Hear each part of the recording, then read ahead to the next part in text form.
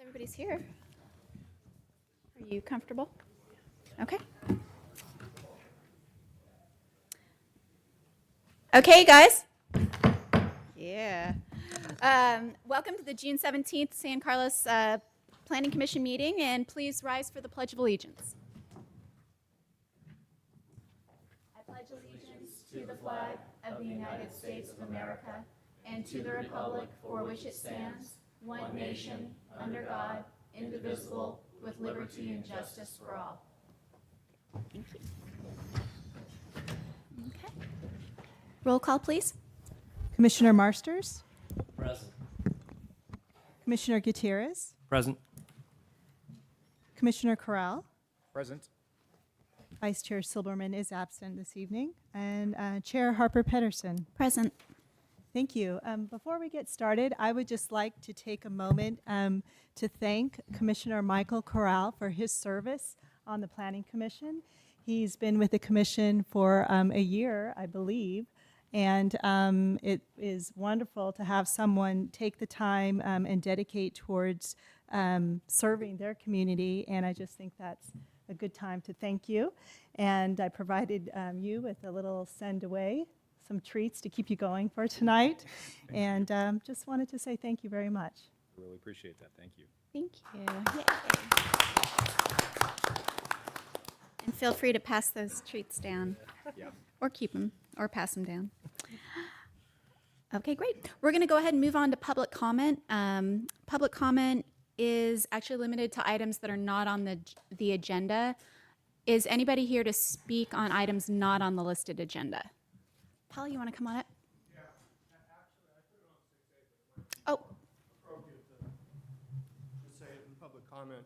okay. I just wanted to make note that PG&E, while excavating and trying to put in that shut-off valve on the gas main on Branston, they ran into 300 cubic yards of PCB contaminated soil.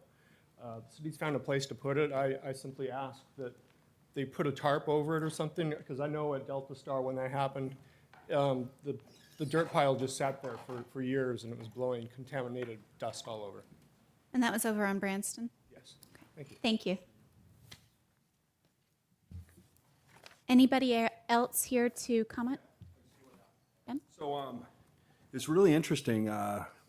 We've been trying to set up a meeting about everything. And everything is how it's being determined by our city council. So there was a meeting with folks on a specific project related to what is on the agenda tonight. And we were not allowed to have a meeting with the same group, Ron and Karen, because they wouldn't meet with us, but they would meet with them because it related to other things beyond the transit village. So I want to make a statement tonight saying that I will not be speaking about the item that's agendized because they're separate. So I want to talk about, you guys are going to be hearing a really important series of issues tonight, one of which is the transit village, which we're not talking about. But the others are related to the neighborhood and this kind of extrinsic mitigation piece, which really is about, we know we're going to have a massive impact. We also know that your planning commission reluctantly approved an EIR that you guys all expressed some dissatisfaction with, but approved anyway. And now we're going to talk about the entitlements. There are a lot of extrinsic factors that don't relate, that we're not talking about right now, that are going to be a huge factor as to how this whole thing shakes out. It's one big puzzle. There's the park. There's additional green space. There's cleaning up the dump on Old County Road with just mass amounts of garbage that you guys all see, pillows everywhere. That's not related to the transit village, but that's all part of the equation. And so I know you guys were upset about things like noise not being mitigated, all these issues that are going to affect our neighborhood, this massive amount of noise, this sound wall, that stuff. That's not what we're talking about. We're talking about a holistic approach that we want you guys to consider. So we really, we know it's a tough situation. We know there have been a lot of politics lately, and that may have made all y'all a little reticent to express your viewpoints, but we want to encourage you to be true to yourselves. Don't let the hype, the external stuff affect the way you think. And, we're sorry to lose you, Michael. You did a great job. And we don't really understand it, but we're wishing for the best, and we want you guys to just be true to yourselves. This is really important for us. Thank you. Thank you, Ben. Is there anybody else here to speak on items not on the listed agenda? Okay. Moving on, we're going to move on to the approval of the minutes. Do any of the commissioners have any changes or additions to the minutes? I didn't see any changes. No. I don't have any changes either, but I do want to talk about the subject of the minutes at the end of the meeting under commission reports and comments. Okay, great. Can I entertain a motion to approve the minutes? I move that, oh, go ahead. After you, sir. Move approval of the minutes. Second. Great. All those in favor? Aye. Aye. Aye. Great. Thank you. Minutes approved. Okay, so I know on the agenda it says we're going to do a presentation, then a study session. I understand now that that is going to be morphed into one presentation/study session. So I'd like to go ahead and welcome up, am I welcoming Colette or Al? Colette? Would you like to come up?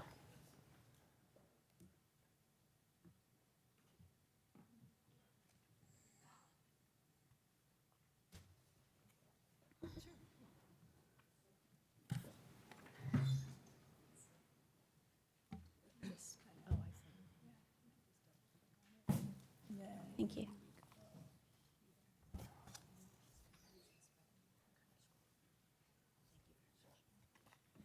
Good evening. My name is Colette Meunier. I'm the contract project planner assisting the city with the entitlement phase of the San Carlos Transit Village.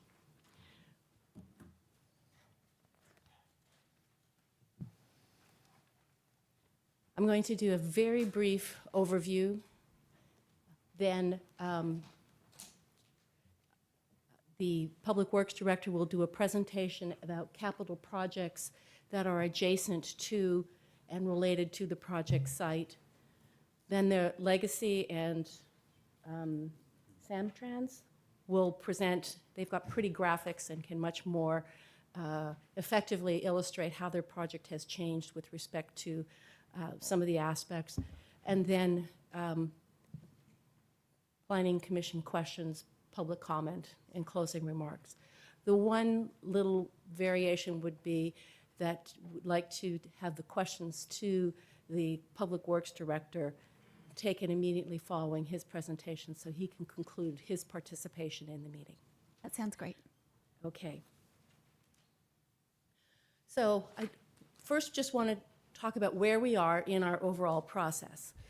The EIR has been prepared and certified, and we are now beginning the consideration of project merits. The site walk last Thursday and this study session are the beginning phase of that project. The next steps are that the applicant is working to submit a complete submittal, and then we will continue doing analysis and drafting recommendations for a formal presentation to you as part of a public hearing. The project will be two parts. One is the about 10.5 acre site that's both north and south of Hawley. That includes the proposed mixed-use development as well as the reconfigured Caltrain station. There is also another part, which is the rezoning of the lands that extend from Arroyo Avenue between the Caltrain right-of-way and El Camino Real down to the boundaries of the city on the south, and that area is proposed for rezoning by the city. Again, just a very quick overview. The Legacy project includes 8 buildings up to 4 stories over a parking podium. 4.5 stories. That's what I said. 4.5. 4 stories over a parking podium. Okay, thank you. 280 residential units, including some which are on the ground floor in buildings 1 through 6. Can the record be changed to 4.5? That's very important. Just under 17. Study Hold session. on. She did say over a parking podium. I have no problem making that change, but let's not have any more shout outs from the audience. Thank you. Just under 20,000 square feet of ground floor commercial space in buildings 6, 7, and 8, and just under 20,000 square feet of commercial space that would be at the second and third stories. The Caltrain portion of the project site includes the reconfiguration of Caltrain and the multimodal station, landscaping, and a multi-use area that is near Arroyo Avenue. I want to highlight the changes in the project since the preparation of the EIR and the discussions with the community. There is reductions in the fourth floors of buildings 1 through 6 by about 34,000 square feet. That both changes the extent as well as the maximum height for those buildings.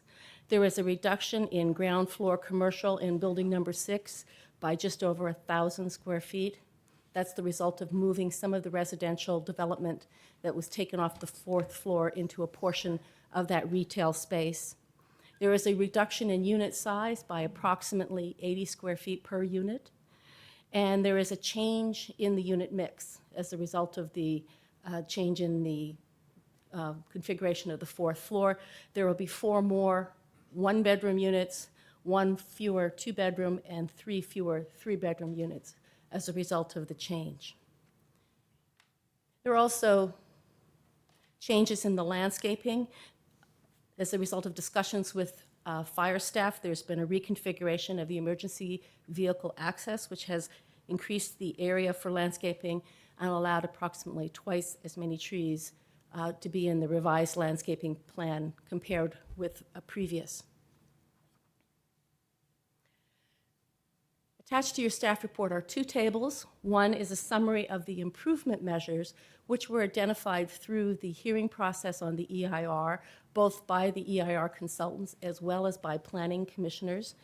And there is a summary table that identifies how each of those is being addressed. Some of them will be conditions of approval or recommended to you as conditions of approval. In some cases, the applicant is still preparing submittal materials to address those.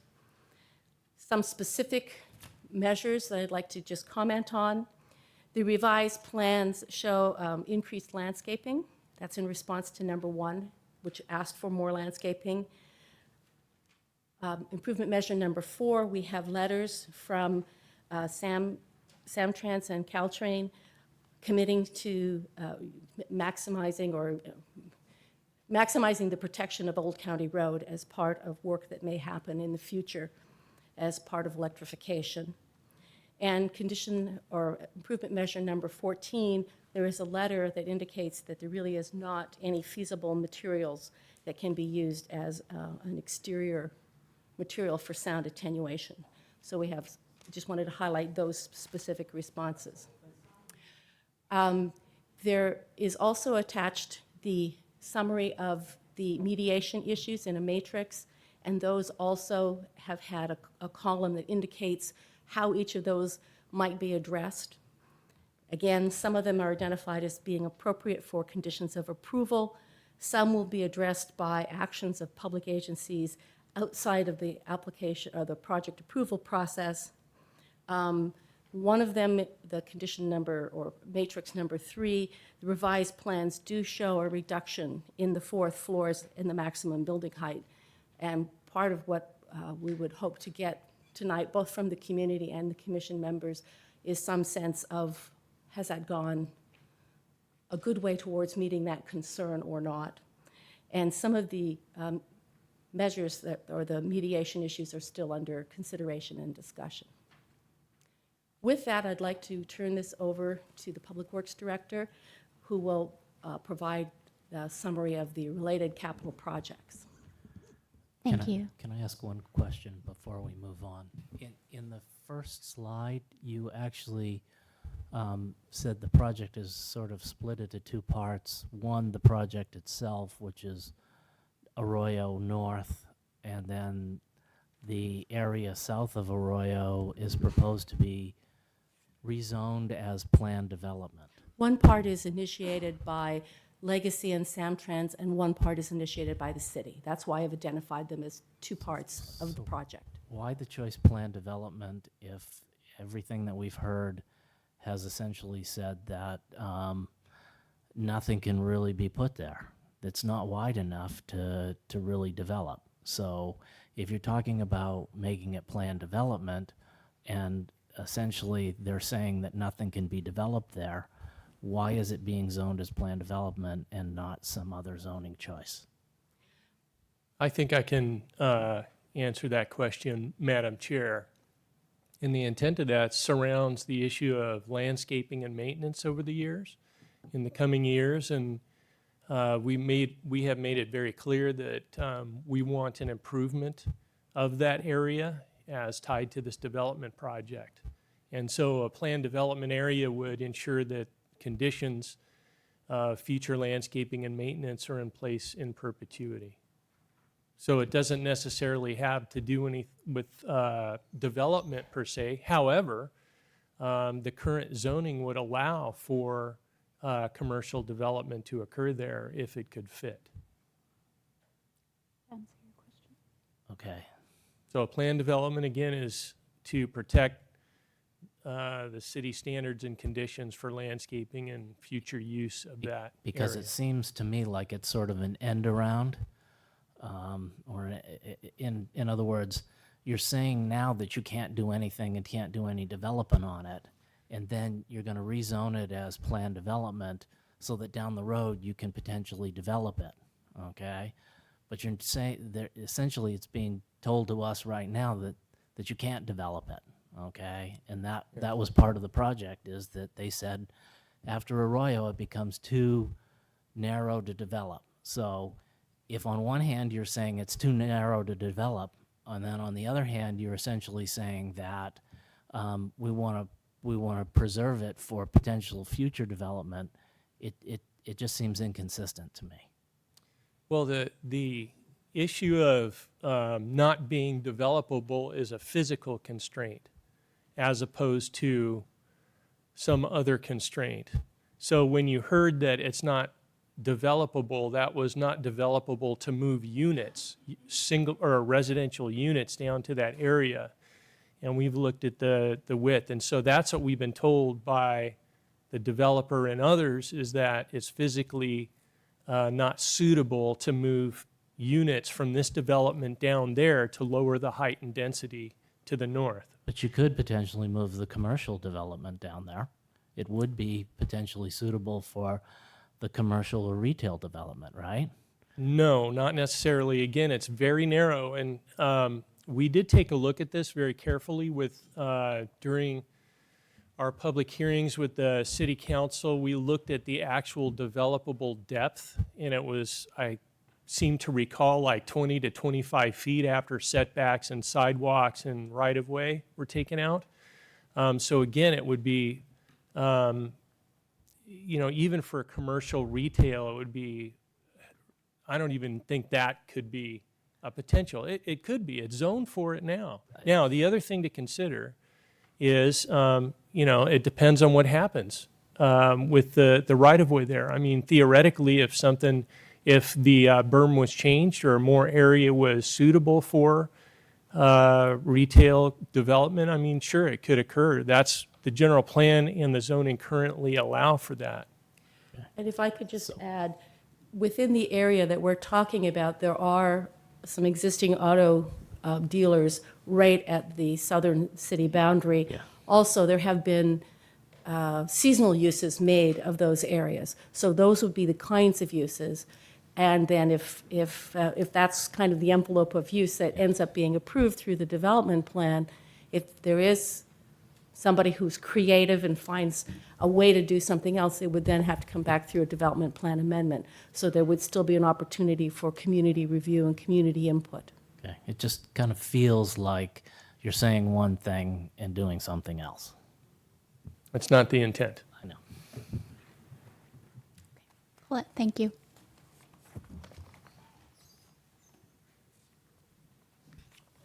Thank you.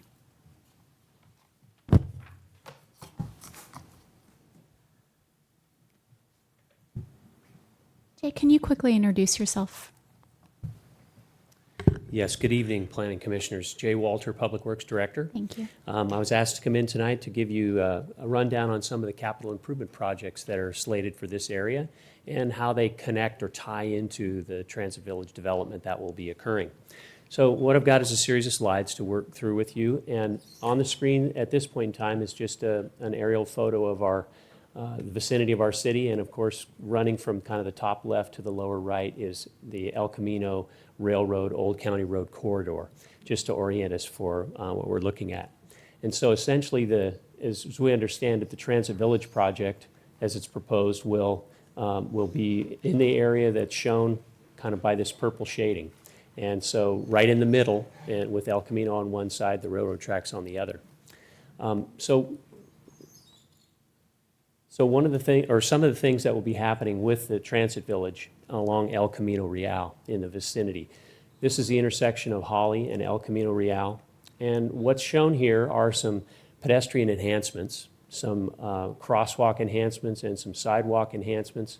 Also shown is the removal of the left turn lane from El Camino to go on to Holly Street westbound, which is part of the project, the traffic mitigations for the project, as well as the removal of one of the right turn lanes from Holly onto, from El Camino onto Holly as you go towards the freeway to the east. So this will shorten the pedestrian distance, give a refuge area, and really improve this from a pedestrian standpoint. So that's work that's going to be done along El Camino. And then moving a little further south, where the historic depot is located, you can see the enhancements that are going to be made at the intersection of San Carlos Avenue and El Camino Real, with the crosswalks and decorative pavement in the middle. The parking area and entrance that currently exists now will be replaced by a plaza area. And so really enhancing the connection between the San Carlos Avenue block up to Laurel and the downtown. So a very significant improvement that will be done as part of the project. And then a little further down at Cherry Street, this is going to be the new entrance to the parking area to the south of the depot. And that main point, there will be a left turn lane and a traffic signal that will be built at this location. So the traffic going in and out of the parking lot that's to the south of the depot area will be able to be facilitated much more easily than if it was just an unsignalized intersection with a break in the median. So that's work that is planned as part of the Transit Village project on El Camino. And then the next project to talk about with you is I've slid in the red shaded area. That's Old County Road, and essentially what we call the East Side Connect project. That's a capital improvement project that is $2.8 million grant funded, and what it's doing is essentially, here's an example slide of some of the improvements that are going to be made. This is a location that's just a little bit north of Holly Street, but as you can see from the illustration, Old County Road is going to be transformed with some many additional pedestrian enhancements with sidewalk replacement, bulb outs at the intersection corners, and some tree planting. And we're going to be facilitating bicycle travel along that corridor, Old County Road, from the north city limit to the south city limit. So that was one of the real key features of this grant, was to enhance bicycle and pedestrian traffic through the area. And so that construction is going to be taking place. And you can see it's largely on the east side of Old County Road, because the railroad berm is on this side. And then looking at the spot on Old County Road where East San Carlos Avenue is, and essentially the area where the current Caltrain station is, there's pedestrian enhancements and crossings at East San Carlos Avenue. The traffic signal that currently is just a little bit south of this location, it's right in here, is going to be moved and be essentially reinstalled at East San Carlos Avenue. So we will be able to facilitate very well bicycle traffic that would be coming through the area under the station and then across to East San Carlos Avenue, which in itself is going to have a kind of a dual use and be encouraged for bicycle travel as you would head east towards the, essentially, if you were going to go across the freeway at Holly. But we'll be encouraging cyclists to use East San Carlos Avenue in this particular case. Again, you can see the sidewalk improvements as well, and the shuttle bus pickup drop-off area it's in the current plan, and I know there's still ongoing discussion about that. But also the area that's currently kind of a bulb out in front of the Caltrain station is essentially going to be, I should call it a bulb in right now. That's what's there now. But it's going to become a bulb out it's going to shorten the crossing distance, and it's going to, again, enhance this area from a pedestrian and bicycle field. And then just a little further south at the point where Arroyo Avenue comes underneath the train tracks. On the Old County Road side, we're going to enhance that pedestrian crossing. We're also going to end up with what is a bike left turn lane for bikes that are going to go down Commercial Street.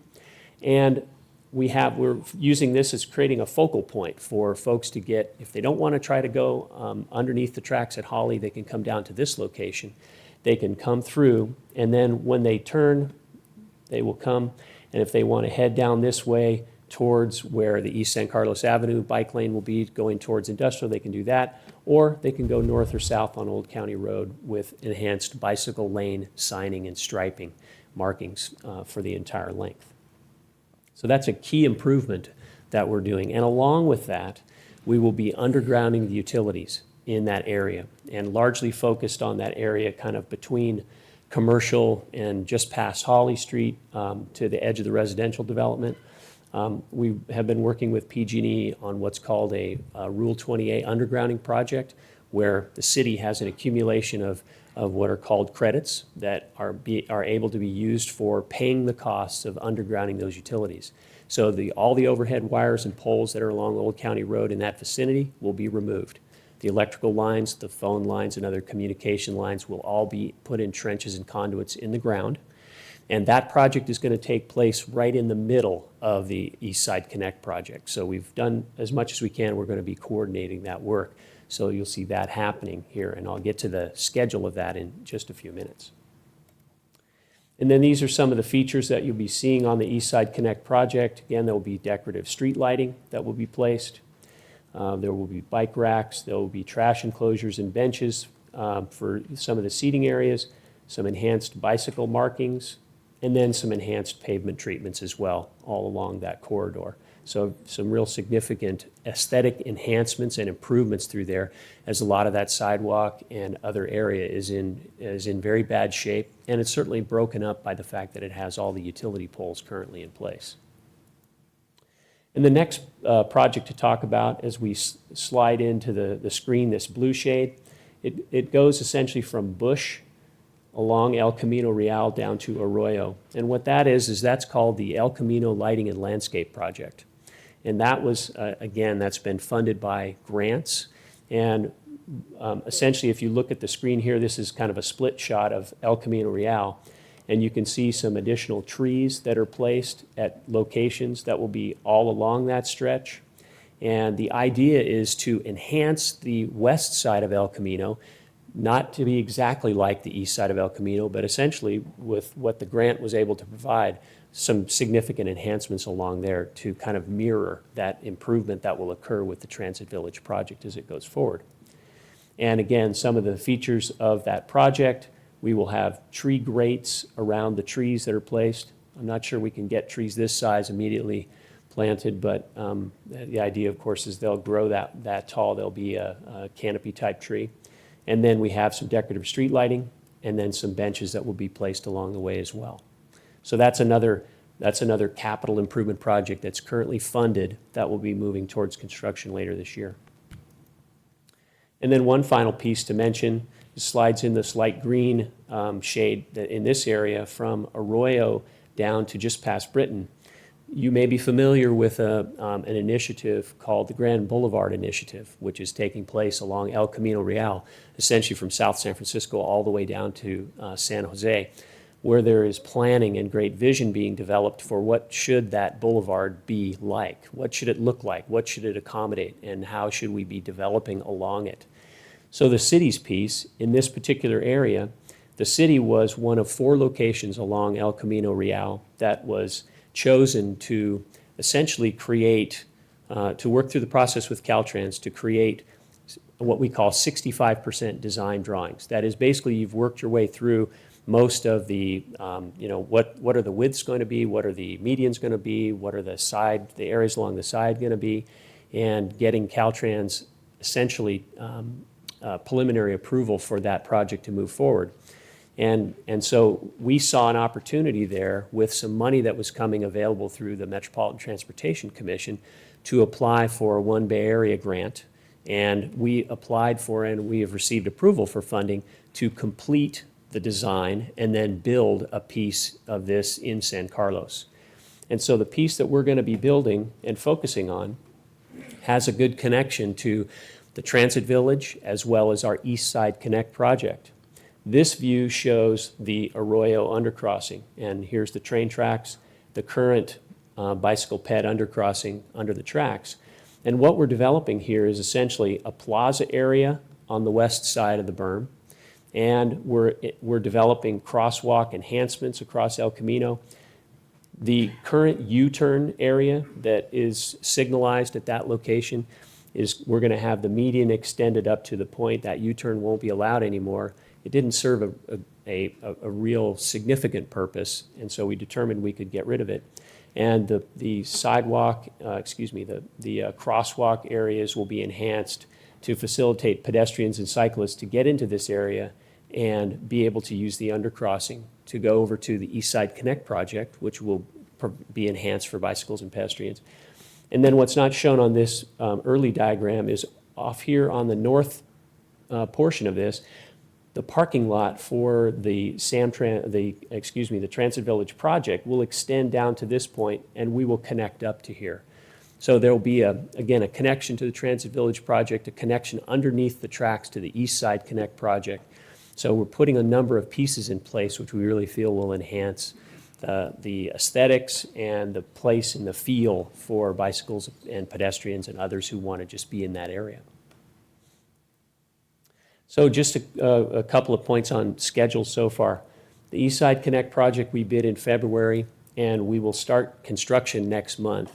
One of the things that's taken us a couple months is to get the final arrangements made with PG&E on the credits that are needed for the undergrounding work to proceed. We have an agreement, we're borrowing credits from a couple of other cities, and we have those agreements basically in place now. So the East Side Connect project will start in July, and it's likely the undergrounding project will start probably a month or so, maybe 2 months after that. Okay. And what we'll do is the contractor for the East Side Connect project is going to go in and he's going to begin to do the demolition work. And so the demolition work will be done so then that the undergrounding contractor can come in and place the conduits, do the trench work so that that area can then it can be ready to accept all the wiring that needs to go down in there. And then the East Side Connect contractor will come back in and he will begin to do all the sidewalk improvements and everything else that's up on top. That way we're coordinating this work so we're not having to dig up things that were freshly built. And we felt that that few months of delay in starting the East Side Connect was worth it to be able to get that coordination. The Old County Road undergrounding, again, the bids are opening July 9th, and so we'll know what our prices are then, and we will construct concurrently. The El Camino landscaping lighting project we will bid in December, and that has to do with some of the requirements for including a project in a federal transportation plan. But our grant is in place. We're ready with our plans are almost complete. And so we'll be having that. We'll put that under construction in the spring, through the spring and summer of 2014. And then again, as it relates to the OBAG grant for that work near the Arroyo undercrossing, funding has been approved, and we have to now arrange with our consultants to get a schedule for completing the design and getting the plans ready for construction. So these are essentially these are some of the CIP projects that are in and around the area as we see them directly connecting to the Transit Village project and kind of working together to enhance the area over the period of time that construction will be taking place. Only a couple of other projects just to make you aware of. Down on Industrial Road in front of the PAMF project, which is currently under construction. We also have an undergrounding project that will take the overhead lines and we'll put them under the ground, and we'll be serving the properties across the street as well as the PAMF property. And that project is one that's going to start construction here just in the next few weeks. And then Branston Street, which is a little further, well, it's actually between Commercial and Holly on Old County Road. There is a special project that has been developed with a BASMA grant to do some stormwater infiltration and some treatment along that street, where we're going to be essentially rebuilding along the sides of that street to help filter some of the stormwater runoff, so that instead of just running directly into pipes and then on down to, say, Polgus Creek and then into the waters heading towards the bay, we'll get an opportunity to have, soil and filtration, grass and other kinds of things, take some of the pollutants out of that water and use that water for a secondary purpose, doing some irrigation with it along the way. But what we hope is, it's a demonstration project, is we hope it's something that will be part of the repertoire for stormwater pollution prevention and treatment in the future at other locations. And that's something that we'll be getting under construction. We're going to council in July to advertise, and it'll probably start construction in September. So those are just a couple of others that are in the vicinity. And so that would conclude my presentation on the projects that relate to that. And if you have any questions, I'll try to answer them. Does anybody have any questions for Jay? I do. So do I. Go ahead. Okay. Go ahead, Scott. So I know originally, as part of the East Side Connect project, they were talking about East San Carlos Avenue. Has that that's no longer part of this project at all? Actually, the section of East San Carlos Avenue from Old County to Industrial is part of the project. Essentially, what it's come down to is it will be enhanced to have sharrows on the pavement in order to emphasize it as a bicycle route between East San Carlos Avenue and Old County Road and Industrial. No changes in the sidewalk or anything like that? I think it's pretty limited. I think Okay. it's more to facilitate the bicycle travel. Okay. The second question I had is you're talking about funneling the bikes through the train station, and I know that walkway there on both sides can get extremely congested with pedestrians, and there's really no area, because the sort of the sunken area that the kids use for skateboarding. How are you gonna sort of prevent the bicyclists and the pedestrians from running into one another there, especially if you're headed east and you're going to try and get them around that corner over to East San Carlos Avenue? That seems like it's going to be a really easy spot to have lots of accidents. Well, I would agree, and I think that's any physical changes that are done to the area that's under the train tracks aren't part of the East Side Connect project.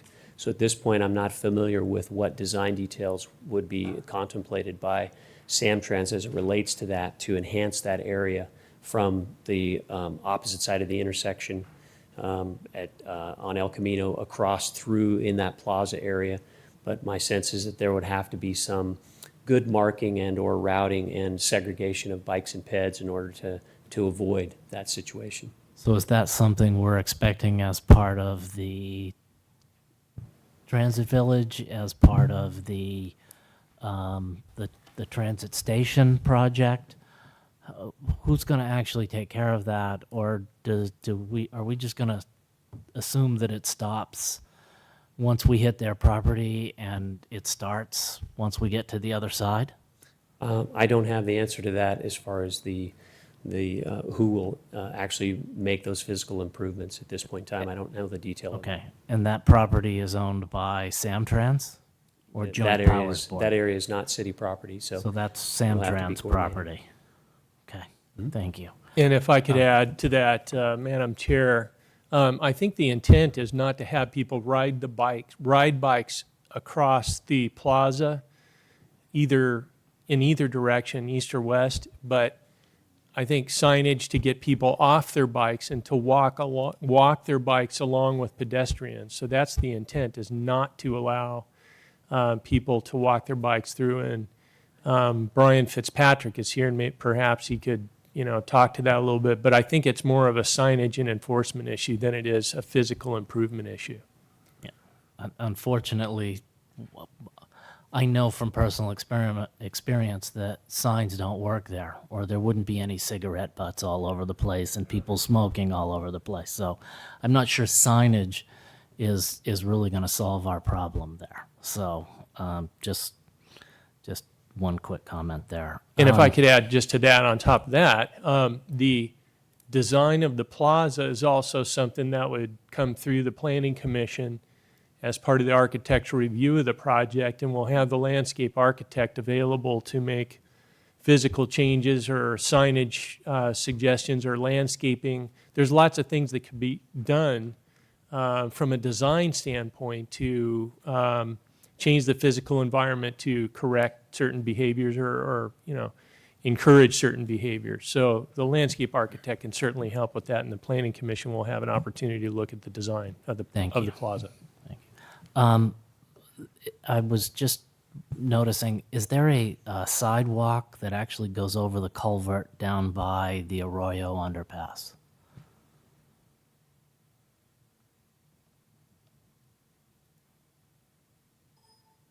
So it was right near the end. In fact, it might have been your last slide. So that area along there, is that a sidewalk? Yes, that's a Okay. sidewalk connection across Okay. that. So there is culvert no area. existing way without going into the street right now. This will allow you to actually get past that culvert along without going out into the street. That's correct. Okay. I think that's it for now. Thank you. Jay, I just have one question. Can you put the first slide up for the Holly El Camino intersection, please? And forgive me if this is a more appropriate question for the project. I'm happy to ask it later, but since you had mentioned it, there are pedestrian refuges on the El Camino crossings, but I don't see any on the Holly crossing, and I'm wondering if that's something that can be added.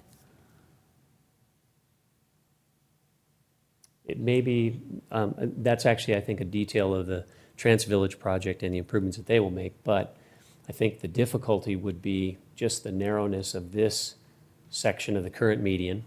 And yet I won't say that it's not impossible to do, because we do have some width on this one side over here. Right.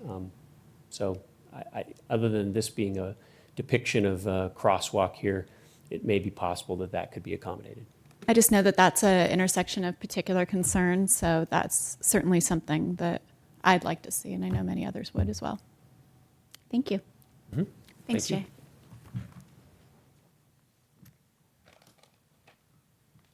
Okay, so at this point, Jeff, do we have you come up, or how is the order going here? We would have the architect come up and walk through their presentation. Great.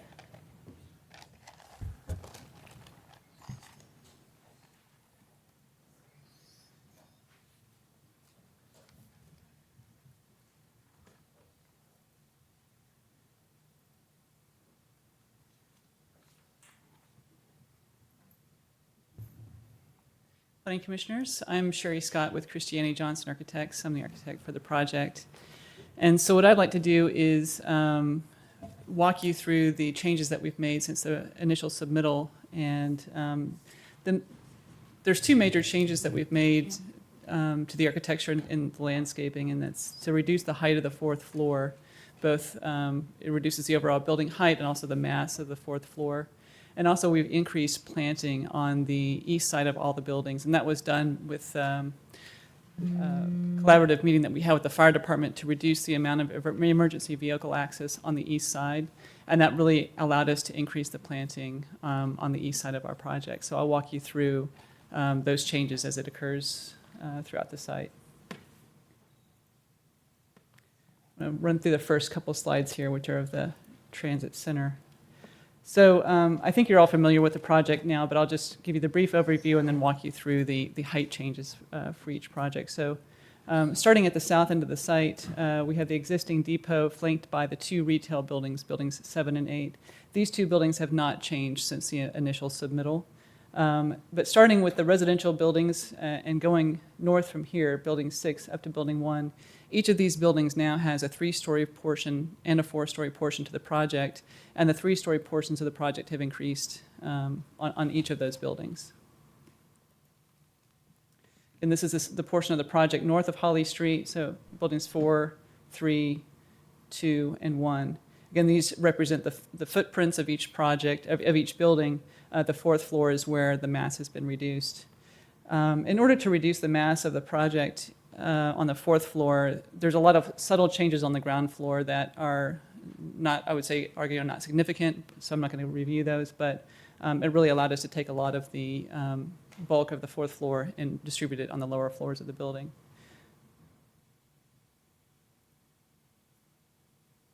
And actually, I'll take a quick pause here. I know there's been a lot of discussion about the plaza, and since we have our landscape architect here, I'll have him walk us through the design of the plaza, and then I'll come back to the architecture.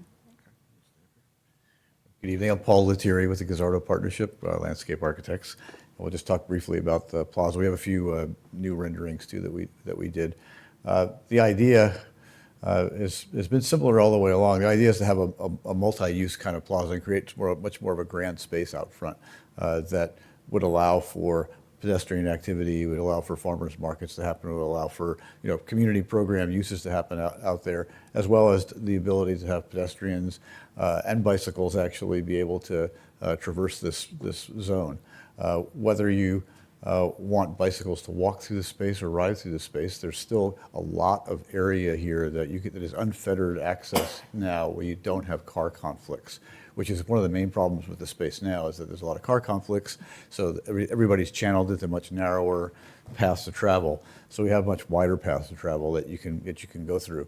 We're keeping the loquat tree that's out there now, that's in the middle, that's existing and stays there, and the palms that are flanking the building now, we're moving to this spot and sort of creating a terminus to San Carlos Avenue in the foreground. But of course, it's quite tall, so it's a sort of a landmark spot, so you can kind of spot where the plaza is from El Camino and also from San Carlos Avenue, even from the train as you pull into the station. The sort of yellowish boxes here are sort of seat height kind of plinths that you can sit on those if you want to. They also allow us to pick up the little bit of grade change there is in the plaza, so the plaza space can feel relatively flat because we can pick the grade up at those areas. There's also the reddish kind of area is indicative of space that's up next to the buildings, and we're hoping that those will be used for restaurants or exterior space for restaurants. If not, it's still part of public retail walking space, and that occurs on both the north and south sides, and even the south side over here, which is not in the plaza specifically. I don't know how we get to just a click for the next slide. Okay.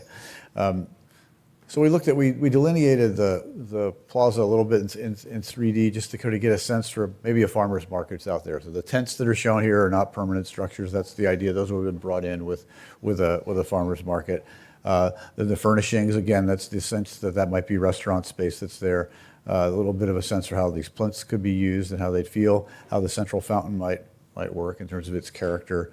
Low body of water with some water movement in it that's kind of on the axis of the depot building, and the palms, stylized a little bit from what they actually look like, but fairly close to their height and scale. So you just get a sense for it being animated and so much different than how it feels now, where it's asphalt wonderland and mostly cars. So another view, this is looking south, same farmers market day. With a sort of moderate amount of activity happening in it if that kind of use was occurring. So just give you a sense of the character of it. And here's looking north now, right out of the sidewalk on El Camino, looking back through the space. I think we have one without the farmer's market too, so that you can actually. Did I go backwards there? No, I guess not. Oop, sorry. Well, how about last viewed? Huh? There we go.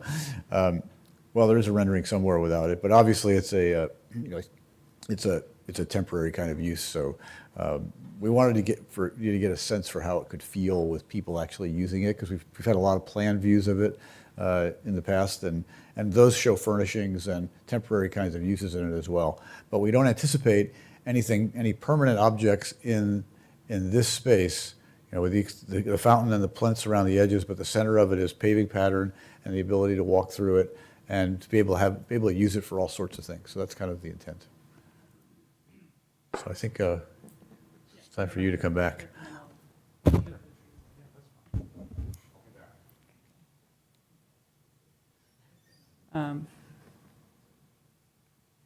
So these slides you've probably seen before, but just talking about the character of the buildings, particularly the retail buildings flanking the historic depot. The buildings that were used for inspiration were the depot itself and also the Drake building across the street. So while we aren't copying this architecture, I think we've drawn a lot of inspiration from this, and the scale of the buildings scale down and away from the depot out of respect to the historic depot that's there. The other project that was sort of highlighted for inspiration and is really a similar project in terms of height is the Pacific Hacienda, which is a 3- and 4-story residential building with similar style architecture, has the sort of mission style architecture. And I think that this is a successful project with a lot of similar elements. It has the courtyards, various roof forms, 3 to 4 stories, and so there's some similarities with Pacific Hacienda in our project as well. So again, the major changes, reduction in mass of the fourth floor, which is 34,000 square feet smaller than it was previously. It's the equivalent of removing about 34 apartments from the fourth floor. Again, we haven't lost 34 apartments in the project because we've redistributed those, but that's how much has been taken from the fourth floor and been redistributed. Also, the increased tree planting on the east side, which was quite a little juggling match, but I think we've got it figured out.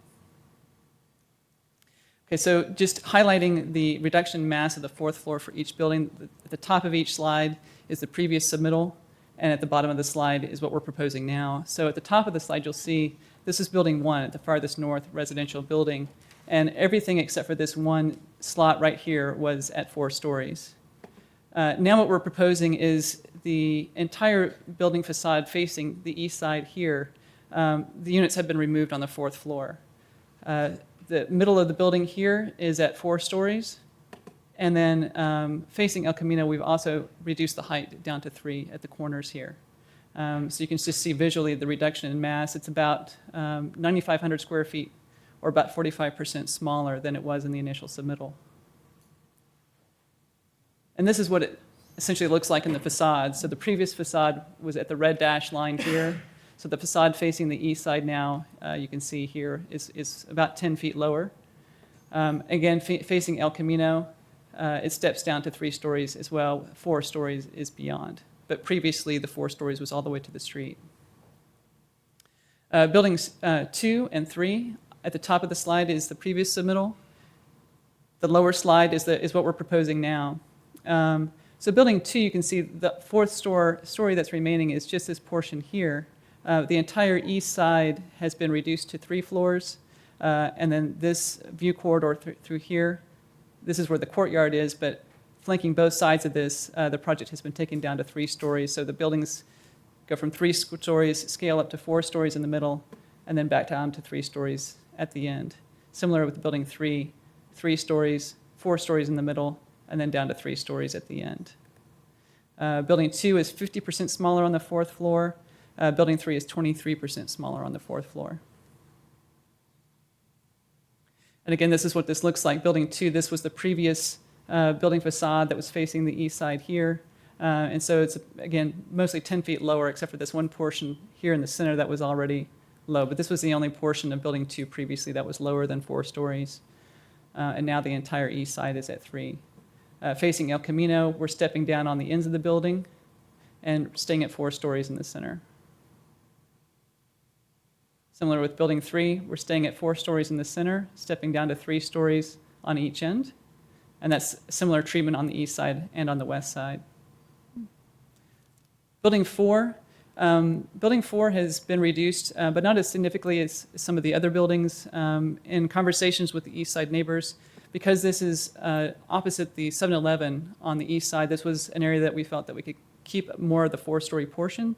So we've reduced this by 24%, but there is still some 4-story portion, facing the east side here.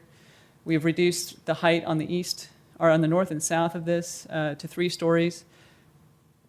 On the south end, this is the portion that faces Holly Street, and so there's, viewed from Holly, this will be a significant change, taking the building from 4 stories down to 3, because previously, at the corner of Holly Street, we had not only 4 stories, but we were actually a little bit higher than that because we had a tower element on both the north and south side of Holly, and that's been taken down. So that's really about a 15-foot height change at that location. So again, you can see at the ends of the building, taking it down to 3 stories, scaling up to 4 stories in the center. Buildings 5 and 6, these are south of Holly Street. We can see here similar treatment that we just discussed on building 4. Facing Holly Street, we've taken the building down to 3 to get rid of the tower, the same tower that was on building 4.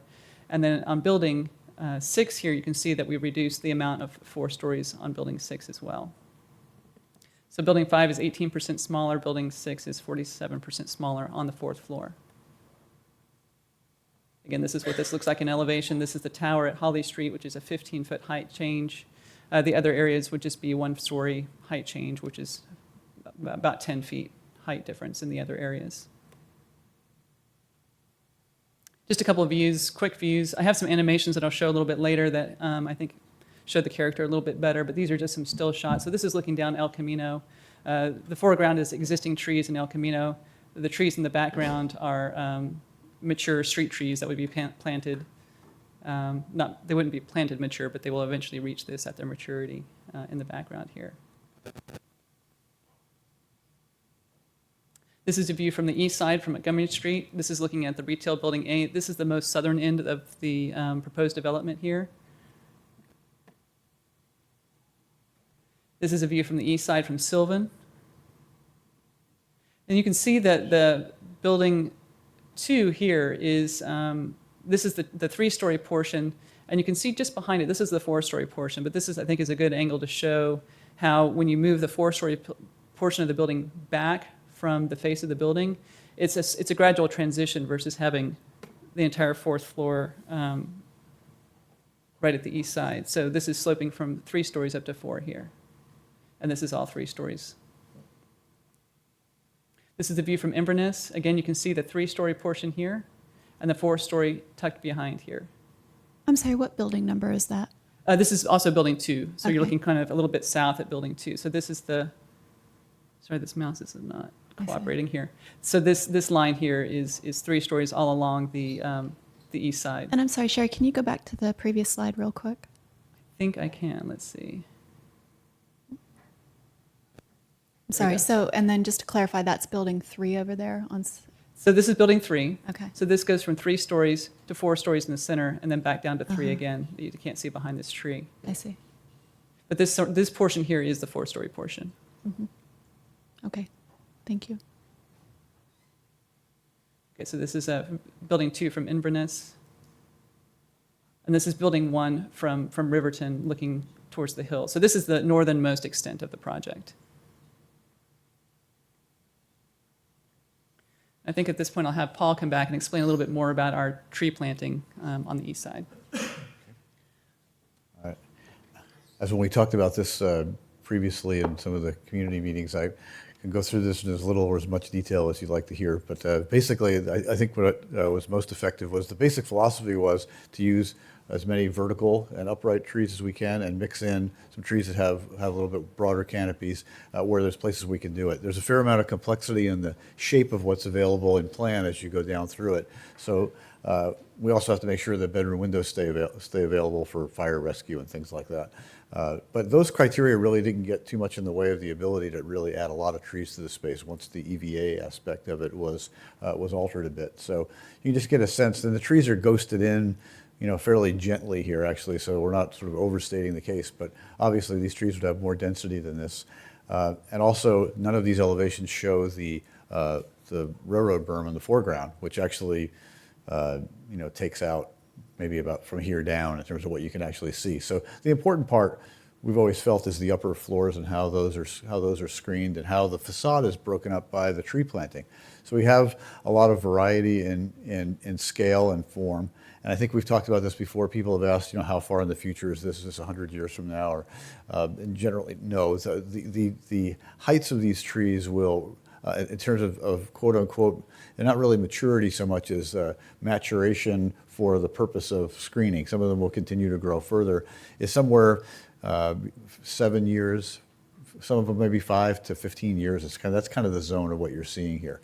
And as I think I've said this on some of the site walks too, it's hard to predict exactly how fast trees will grow. So it's based on your best opinion and these trees being well cared for, which our experience on Legacy's projects, the trees are well cared for. And we do get sort of the optimal kind of growth out of them. Some of the examples of just how much the redwoods have grown that are out there now since the project started, a significant difference in height from 6 or 7 years ago. So these go through each building at a time, and I can just sort of give you a sense for the different scales of trees that are in here, and we can kind of go to building 2. We've also got some lower, narrower, they're juniper varieties that grow similar to Italian cypress, but not quite as big. We've talked about those before. And then there's a good quantity of consistent canopy trees that run across this edge. And we've also picked up the narrow upright trees again on this side. And then this is the El Camino frontage. Each one of these slides is the same, the railroad side and the El Camino side. And that's mostly delineating the street trees in the foreground. And then in some places there are backup trees that happen. Usually those are evergreen, smaller scale trees in smaller scale spaces. And then the other detail that's not related to tree planting is that there is other landscape happening besides the trees, but the big conversation really is about how the trees break down the scale of the buildings. And we think it does it quite effectively on the east side on this one, and then on the El Camino side where we have street trees.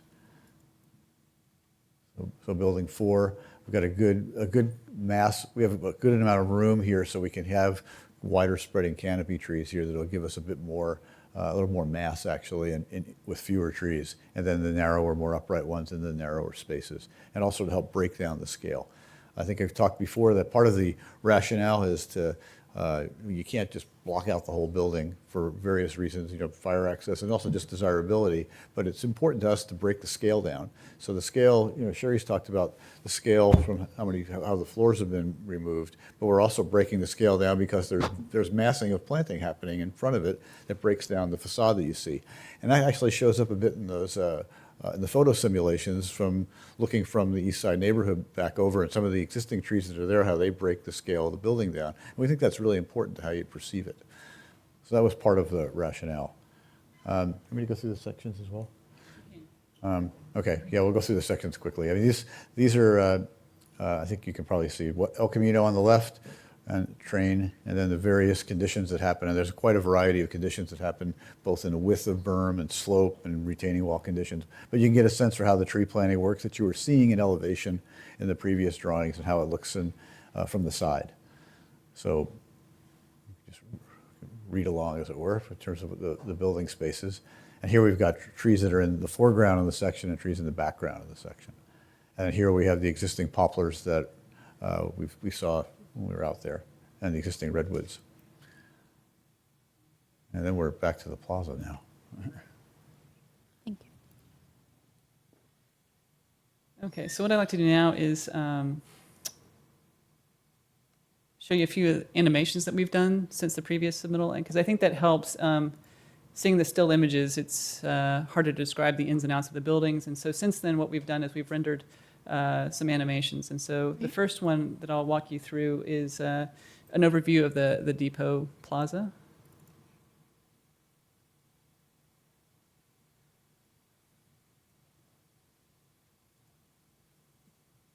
Okay.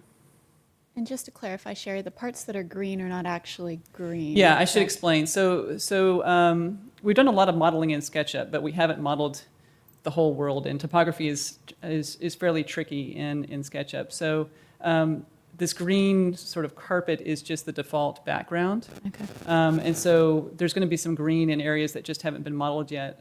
The plaza particularly, I'll point out, there's some topography through here, and so what you're seeing, the plaza actually does extend out to the curb, but because of this, the slope, it's being covered a little bit by that carpet. So that's a graphic thing, but the plaza actually does extend all the way out to the curb. So this is Retail Building 8, existing depot, obviously, Retail Building 7, and then the residential project that starts just to the north there. And this is actually a good viewpoint to show some of the terracing that happens on the office buildings and the retail buildings here. Going from a one-story terrace here, this would be used by the office users for, go out for a break or lunch, what have you. Similar happens on the plaza side that we'll see when we spin around. Also on Building 7, you can see there's a significant sort of terrace or loggia here, so people can really enjoy the plaza from the office as well.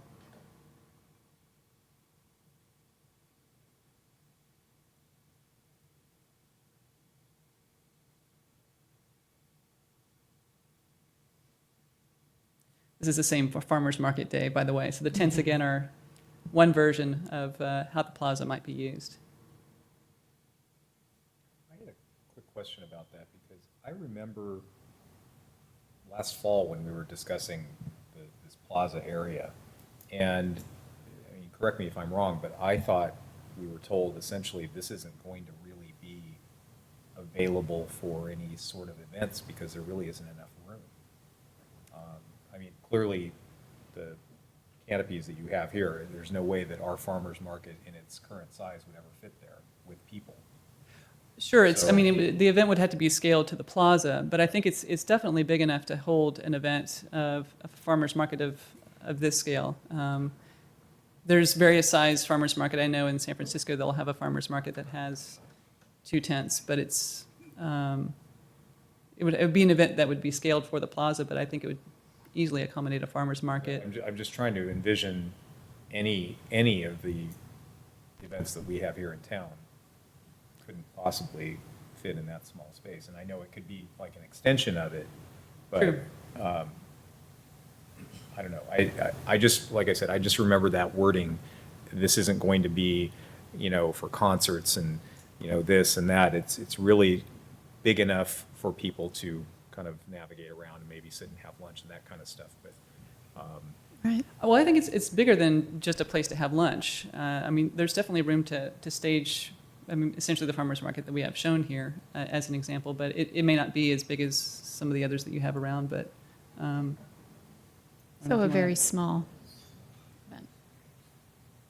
Just as an example of some of the things that are possible, a food truck could pull into this space if we wanted to, if that's something that, was desirable and you wanted to have that happen. Or somebody with a smaller scale, food service that was, pulled in on the back of a vehicle. It's possible to do that sort of thing. It's not so much that you would transplant an existing big event that happens in San Carlos and try to stuff it into that space. I mean, it's sort of space appropriate. So there's opportunities to do things in it. It's not going to just be a direct transplant. So we just wanted to get it. That's the reason why we did the rendering, is to show the kind of scale of activities that could happen in the space and still have plenty of room for people to walk around in. Yeah, concerts wouldn't be on the list, I don't think, unless it was, No. three guys on a guitar could do it, but. Right, no, that sounds, I think that's clear. Sherry, Yes. I'm still trying to figure out how you're going to funnel bicycles and pedestrians through this area and underneath the tracks, and how you're going to stop the bicyclists. Yeah. So those little, I actually think it's less of a funnel probably now than it.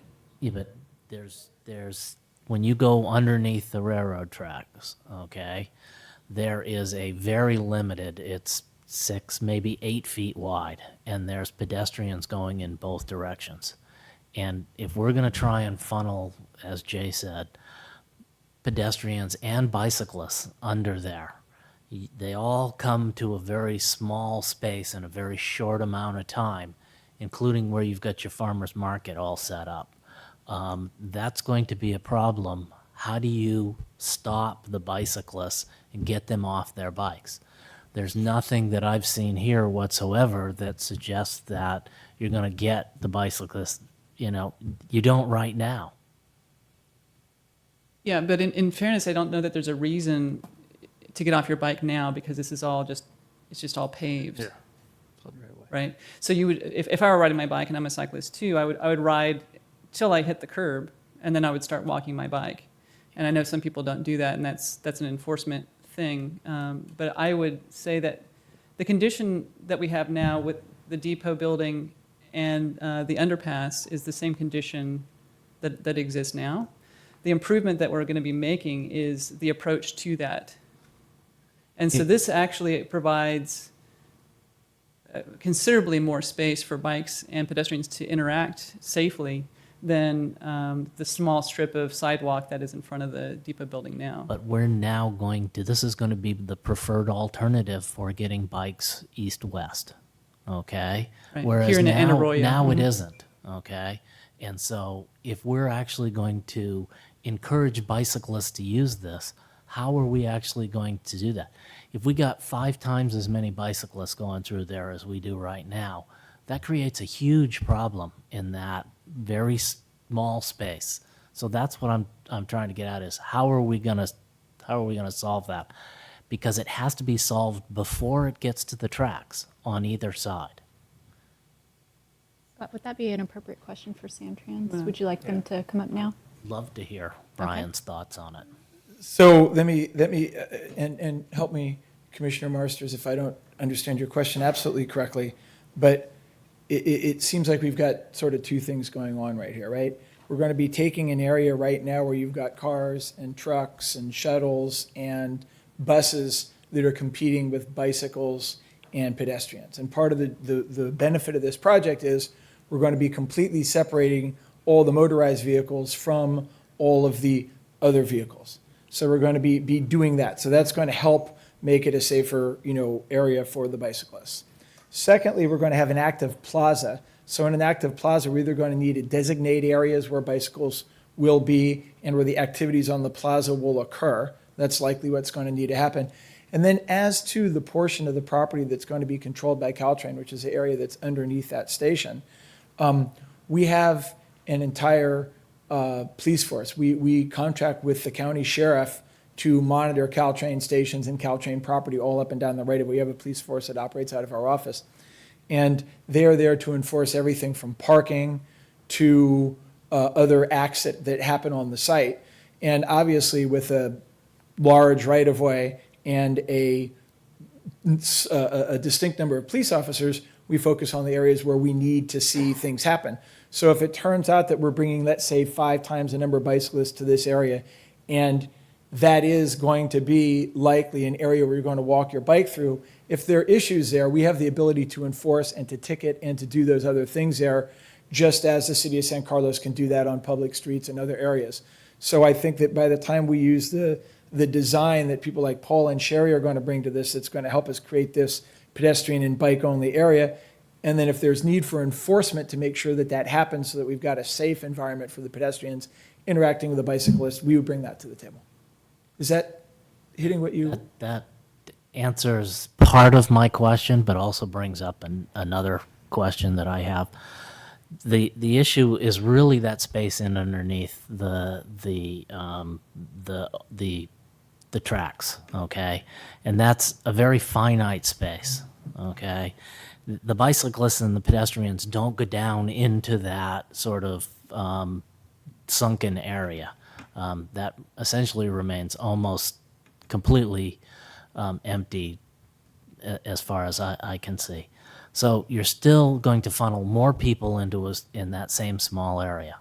And so I have yet to hear how we're going to separate the bicyclists from the pedestrians underneath there. So are you requesting a design change for that portion? It requires an answer, I see. okay? And not just saying that they're already there or they're going to be there. I can let Paul answer on the design, and I think I've answered on the other end.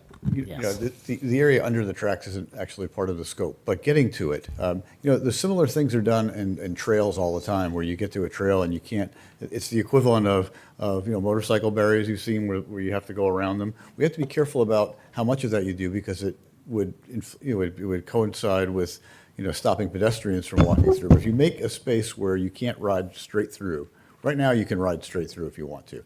And if there's people there, you know, that's too bad. But you can set that up so that there's a way for you to have to ride around an object, which is much more difficult and much less likely to happen when there's people there. You know, you're getting to how to influence people's behavior by design. There are things you can do up to a point, but you know that people will do whatever they want, no matter what you do. Right. So we want to make it so that sort of the logical, rational person would come up to that point and say, well, riding around that and making a really tight turn isn't going to happen on my bike. I'm going to get off. And I'm going to, you know, maybe signage that asks you to do that, but then what's in front of you, it could be bollards that do that are a bit too close together to ride comfortably through. It could be a series that do that. We can look at that. And I think that's something that would not completely solve that problem, but I think it would go a long way towards influencing people to get off their bikes and walk through that space. Thank you. That's what I was looking for. You're welcome. A solution to the problem. Yeah. The second thing that World hunger, I can't do anything with. that's fine. I was looking for what can you do in your space to help that, and that may be something that needs to be done on the Old County Road side also, as far as, you know, how do you prevent people from riding straight through, or you know, so that you have the safety of the pedestrians and the bicyclists in mind at the same time. As far as what Brian said about the Samtrans police, I have seen them 5 times in the 20 years I've taken Caltrain, and every single time it is because somebody has been thrown off of a Caltrain train. So I don't expect that we have high hopes that they're going to be enforcing anything in our city. So thank you. So a design solution would be better. Yes. Thank you, Sherry. Sure. So I'll just get back to the animations here. So that's the overview of the plaza. So we will go on the west side of the project from El Camino Real down to Holly Street, and then there's a continuation of this that goes from Holly down to the plaza. So I'm sorry, that's Holly right there? Yeah, this is Holly Street Right. here. Thank you. This is El Camino. So this is building 4, 5, and 6. Mhm. The depot and the plaza are in the background here.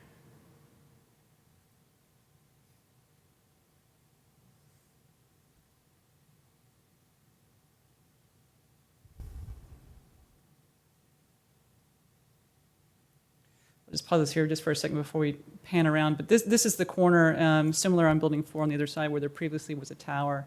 And this has been brought down to 3 stories with the 4 stories behind. Because this is still a significant corner, we've given a little bit more detail to this corner and enhanced it with some of the stone treatment that we have on the retail buildings. So even though it's not a tower, it's still a prominent corner, and so it's got a little bit of extra detail here. Just wanted to point that out.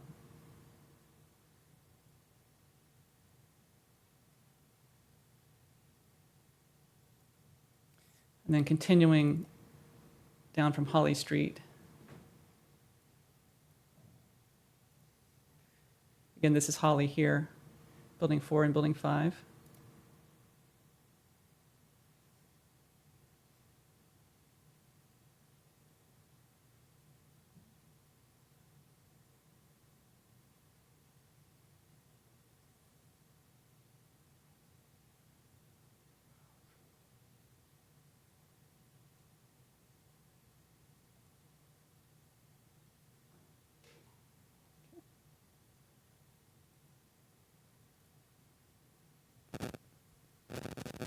And this rendering is from the Old County Road in Springfield, going up to Holly Street.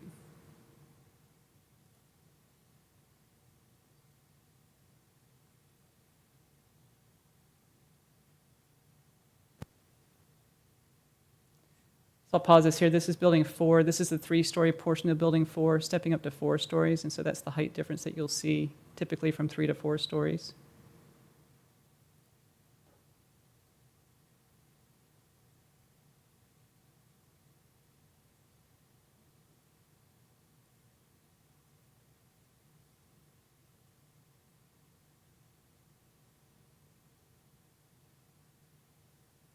And again, on building 5, this is the 3-story portion, stepping up to 4 as you come towards Holly Street. And similarly, on building 4, this is a 3-story portion of the building here.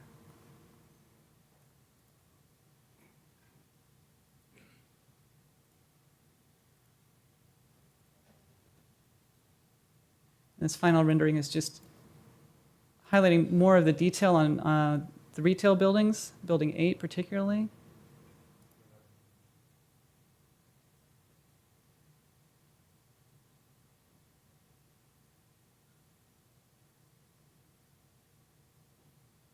So again, you can see some of the terracing of the corner 2-story tower, the single-story terrace, stepping up to the 3 stories here. Loges, and these loges and terraces are on the east side as well as the west side. So you'll see as we come around the building here that the detailing is similar on both sides of the project here. Nice south-facing terraces here. Again, the same terrace and loggia feature on the east side.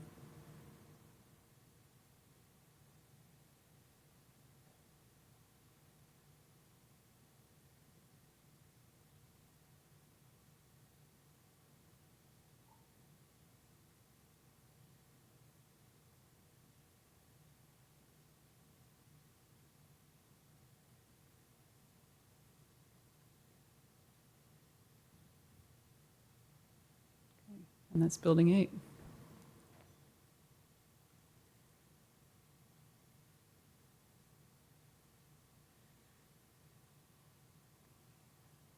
you have any architectural questions for me at this point?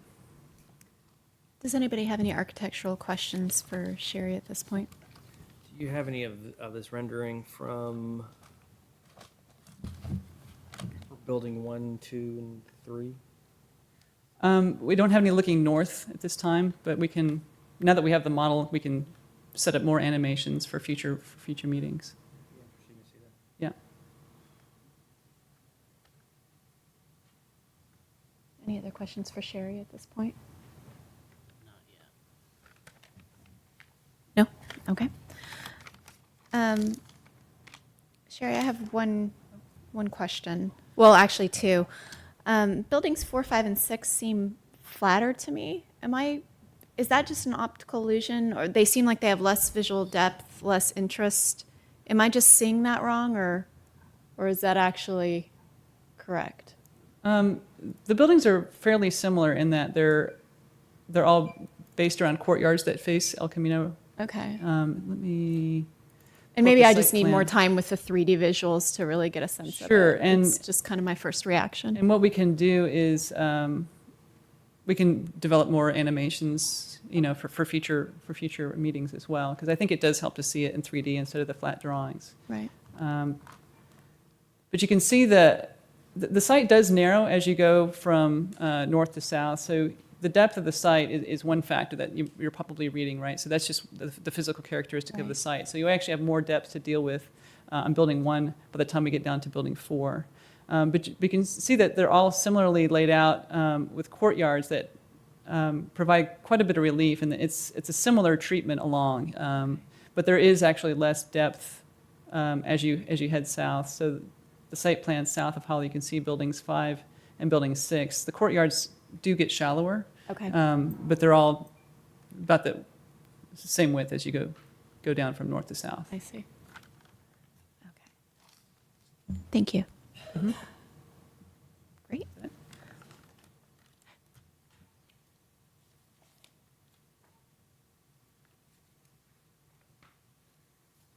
Now, forgive me, is this, is Sherry's presentation the end of the study session at this point? Yeah, that's the end of the formal presentations. Great, thank you. And then I have a process question that hopefully you guys can help me out with. Would this be a point for the commissioners to ask any general questions? I know we didn't, for example, pull Paul back up here for additional landscaping questions before we open it for public comment. Certainly. Okay, great. Do any of the commissioners have any other additional questions as far as architecture, landscaping, things of that nature? Clarification questions before we open it for public comment? I know it was brought up a couple times during the site tour, building number 3. I guess it's the 4th floor. What's the massing there? I mean, how many units? We can maybe go back to that real quick and.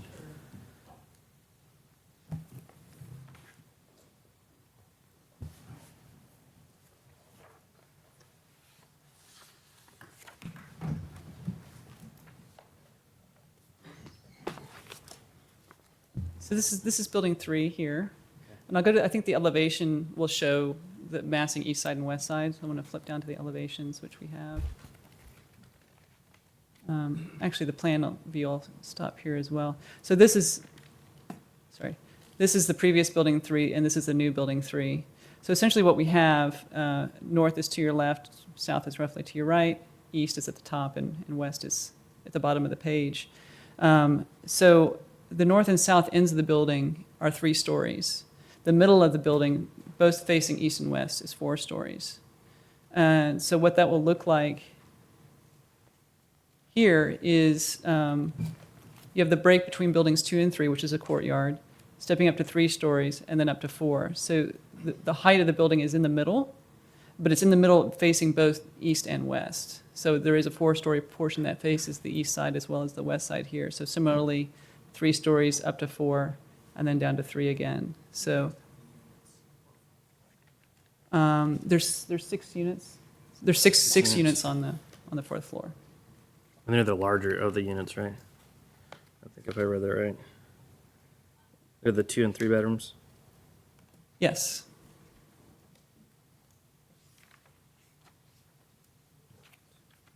How many, did you say 6 or 5? 5. Actually, I think it was, it's 5. It is 5.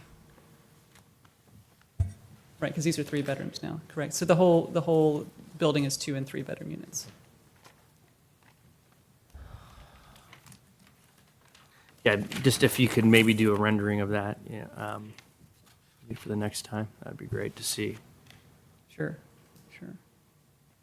And that was the, I'll go back to there's a still shot of it. It's not animated, but I'll show you the still shot of that, which is this one. Yeah. So this is where you can see the 3-story portion and the 4-story portion in the middle.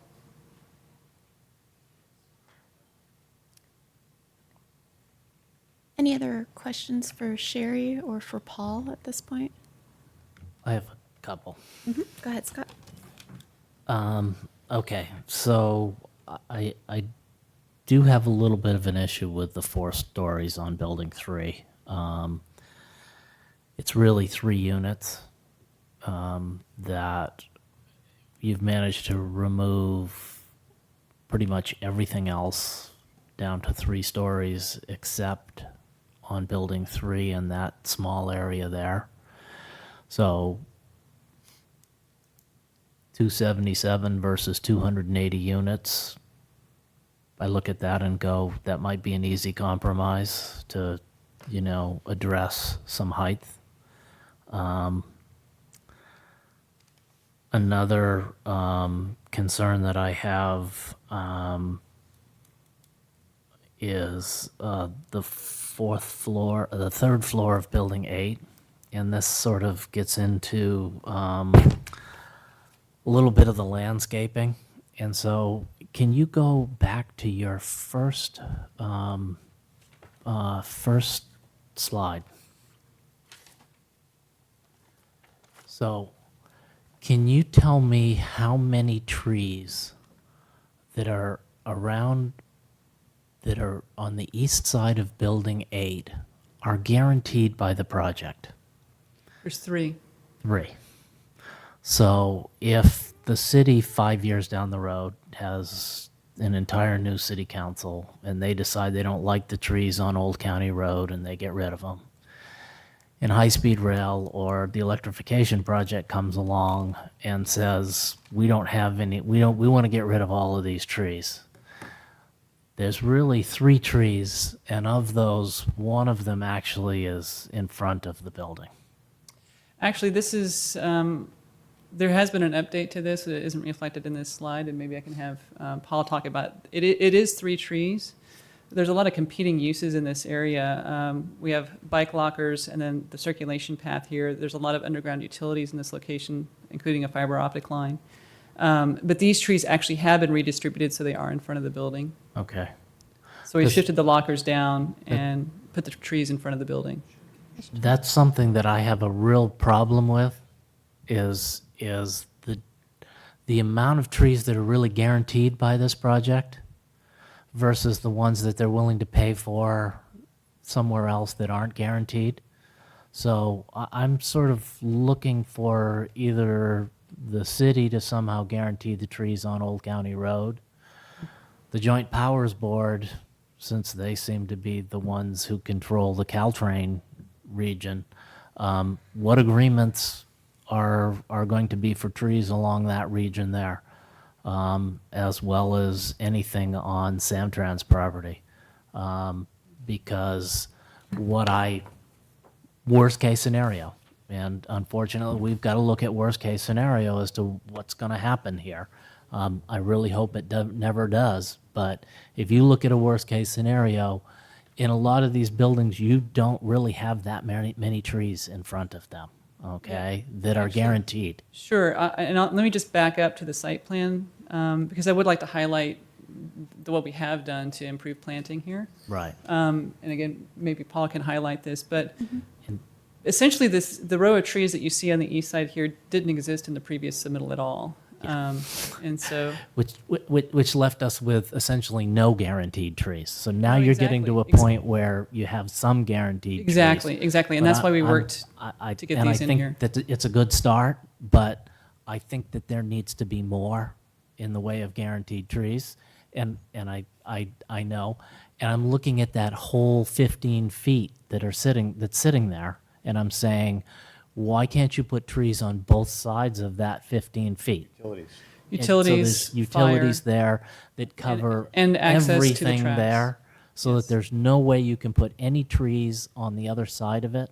Correct. And there's no way to put those utilities in the center of that 15 feet. We've already relooked, well, I'll Right. let The Paul- utilities that can be moved are being moved out of the way. There's some sewer lines, storm drain lines, those are being moved. Fiber optic line, MCI line, those are big deal utilities that are not really movable. And those are things you can't plant near. And those are the main constraint for the trees on the other side. Also, there's a need for access to the train line itself from this EVA area. But mainly it's the utilities that prevent there being trees out from the building, as you're seeing here. But I think that the one statement is that we think we have a lot of guaranteed trees in the project, particularly in this drawing. The one where you started at Building 8, I won't argue with you there. There's 3 on the plan, and she's correct, they have been redistributed. And I wouldn't rule out the idea that we could look at, seeing if we can do anything more there. I don't know if we can. And that's but- what I'm saying but is, it has- keep No, I keep going. understand. Well, look, the whole thing that's happened, I think it's great that Sherry's brought it up. We had 0 in this here. And now we have a lot more than 0, and we're happy about that. We want the trees there. So moving the utilities is not a small thing, and it's something that's been done. There's a relationship, how many bike lockers are there? Where they go exactly. If you move 2 bike lockers, you can put a tree between if there's no utility there. And the utilities also, it's hard to see it in these plans because they don't parallel anything. They go like this and they go like that. And they wander all over the place. So from one place to another, they're not in the exact same spot. So and we've spent a fair amount of time on it, and we think we've maxed this out minus on site. But that's not necessarily true of Building 8, so we can look at that. Okay. I have some landscape questions as well, unless Please. if you're not finished. So just a couple quick things. when we were on the site visit, there was some mention of, I guess, pines being able to be put in near Montgomery Street on the east side of the building. Did I hear that right? Am I understanding? Or, I'm sorry, that was the berm. That's a Samtrans question, isn't it? Wasn't pine, I don't think we talked Was it about pines at all. Oh, I'm sorry. Redwood- Okay. Redwood trees, perhaps, yeah. There was a request by the neighborhood, Yes. at least someone, that we. To plant more redwoods on the berm. Put more redwoods in the berm. Yes, Great, and okay. we're pursuing tree you. planting on the berm with the Joint Powers and the electrification folks, and they're evaluating, it's in process. It is in process, In terms okay. of what might happen, when and how that shakes out, I don't know yet. But our intention is to get as many trees in all those spaces as we can, with Okay. all the various constraints that are involved. And whatever kinds of trees we can get to work. We can't do redwoods, we can do something else maybe. So that's where we are right now. And Right. can I interrupt for Please. just a second? And will those actually be agreements that are put in place saying that those trees will stay there unless something like high-speed rail comes along? So here's that I the can't answer. concern. That's- Here's the that's- concern that I have. You can say anything that we're going to put trees in, and after the project's built, you can say, we don't like the trees, and we're going to cut them down. No, we're not, And well, so that's my concern. good concern. I think that's probably a Brian question to answer. Go first? Yeah, you go first. Go ahead, Jeff. Come on up. So all the renderings you've seen, with the one exception being at Building 8, where the large existing trees are in place, are only depicted with the trees that are on our property. So all of this that you've seen has been on of that focus. So all of those are guaranteed. You did highlight that something could happen someday, and the city could decide to take down the trees they put on the berm that are there, or somebody could. But everything else that you've seen in all of these presentations only depicts those trees. Now, certainly it depicts a variety of trees that exist over on the east side, but as far as the berm, we haven't really depicted any of the trees on the berm to any large degree. And like Paul said, and Brian's going to speak too, we would like to supplement that, but all we'll ever be able to do is guarantee that what we put on our property remains. So I'd like to provide some context for how this whole thing fits together. There had been a request for what's been described as 4 levels of trees, right? Starting on the east side and moving west. As I understand, the 4 levels of trees would be Old County Road, the 2 sides of the berm, and then on the project itself. So when Jeff's talking about in the project itself, that's within the property that Samtrans is leasing to Legacy that will be part of that development property. So all the trees that you see there are within that development property, okay? Now, the berm itself, the railroad berm, is not owned by Samtrans, and it's not leased to Legacy, and it's not under control of Samtrans. It's under control of the Peninsula Corridor Joint Powers Board. Now, the Peninsula Joint Powers Board is an entity that's made up of Samtrans, Santa Clara Valley Transportation, VTA, and San Francisco County, SFMTA, San Francisco Transit Agency. So that's a completely separate entity from Samtrans and from the applicant on this property, from this project. So it's putting trees on another entity's property. JPB is looking into putting trees on the berm.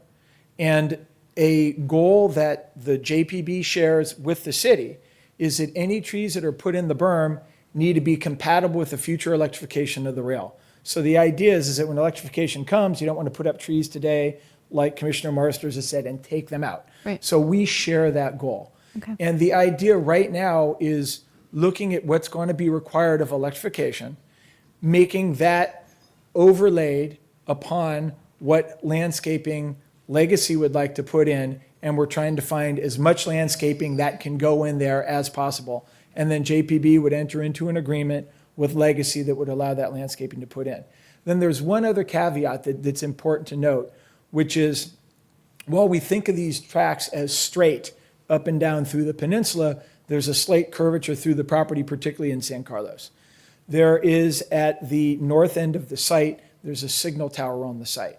A train engineer needs to have a direct line of sight to that signal tower in order to operate the train safely. We put up story trees about 4 years ago. Those are demonstrations of what trees might look like to determine where trees shouldn't be placed because they would impact that line of sight.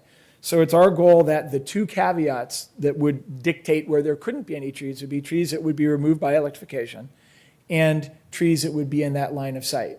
And right now, JPB is working with Legacy to figure out the most trees that can go on the site within those parameters. On the berm. On the berm. Yeah. Okay. Thank you. And would there be a maintenance agreement in place for those trees? Absolutely. There will be, the agreement will state, you know, that the trees can be put up, the requirements for putting up the trees are requiring for maintaining them, yes. And we will have that before Project approval? project approval. I can't tell you before project approval, JPB is not going to let any trees go up there until we have such an agreement before any trees are put up. Okay. So. Thank you. Any other questions for Sherry or anything before we get to public comment? I have a bunch of miscellaneous things here that sort of don't necessarily fall under the massing and appearance. I read through the mitigation measures, and I see that one of the things that was mentioned was that the noise absorbing architecture or panels do not exist. So my question put forward at this point is that what alternatives are you considering to address noise, since this is a concern that was expressed by both the Planning Commission and the City Council that there was an issue with noise. So there's been all kinds of suggestions for ways to address noise, and I haven't seen anything that suggests that you're doing anything to really address noise. Sure.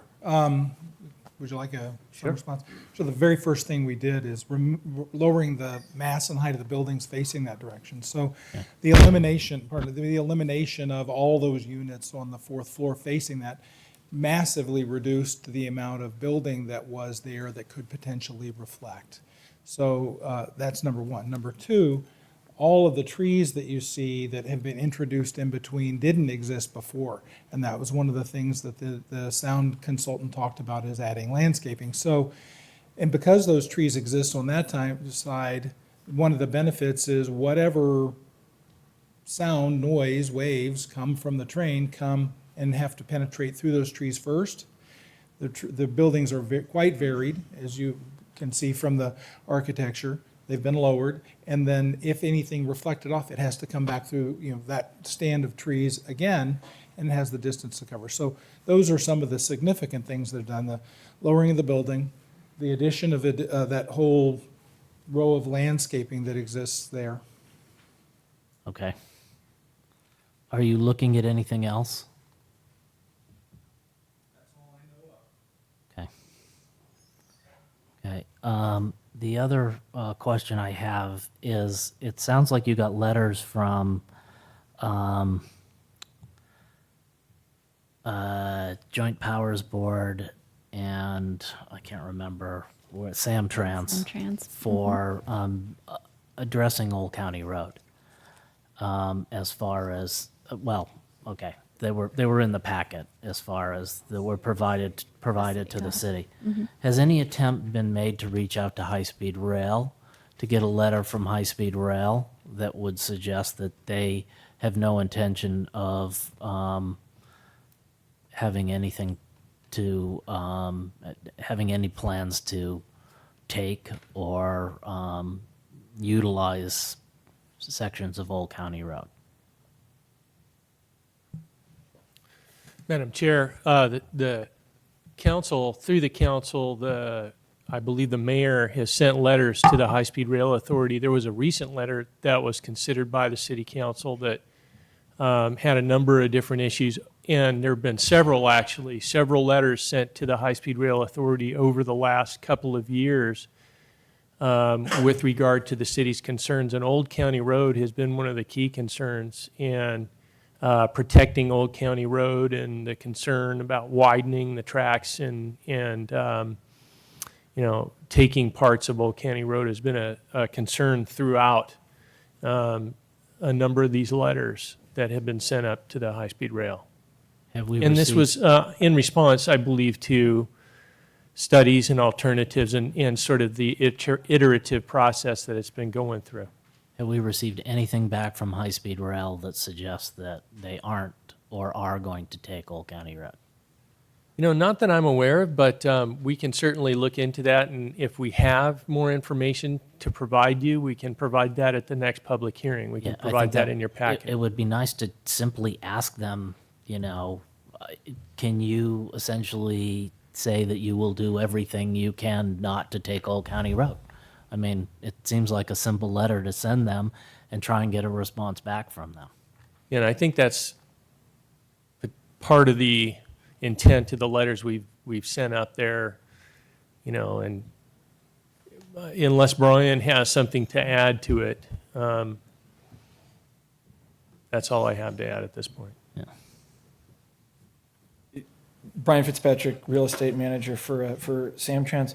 And obviously, I'm not privy to what is going back and forth between the city and High Speed Rail, except for one letter that I am somewhat aware of, which was in response to a letter sent on February 12, 2012 from former Mayor Andy Klein to High Speed Rail. And in that letter, Mr. Klein had indicated that city staff had worked with High Speed Rail to develop an alternative that's called Alternative 4 Track Design that showed that Old County Road would not be impacted by High Speed Rail.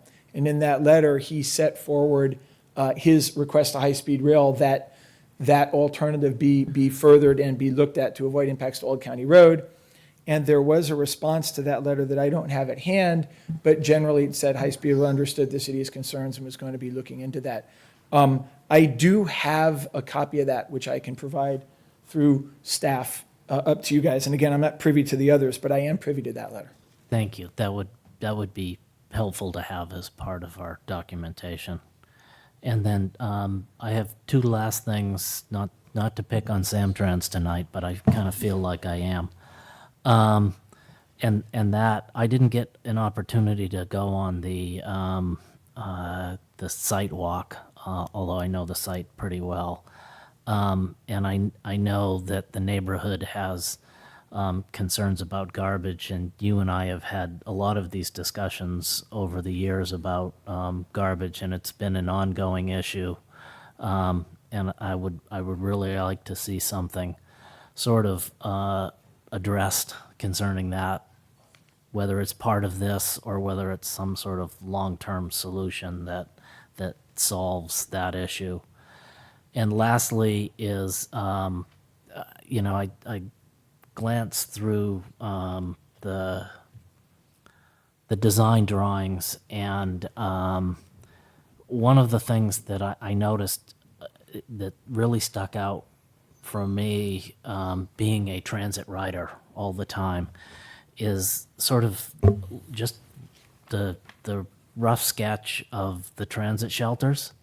And I have a real problem because most of the transit shelters that are actually built are built to look really nice but are totally non-functional.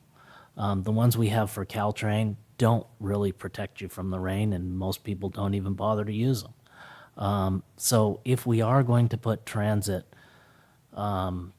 shelters in the transit station plan, can we actually make them functional? I'm less concerned with how artsy they look, and more concerned that they actually keep people dry when it's raining and out of the sun when it's a really warm day.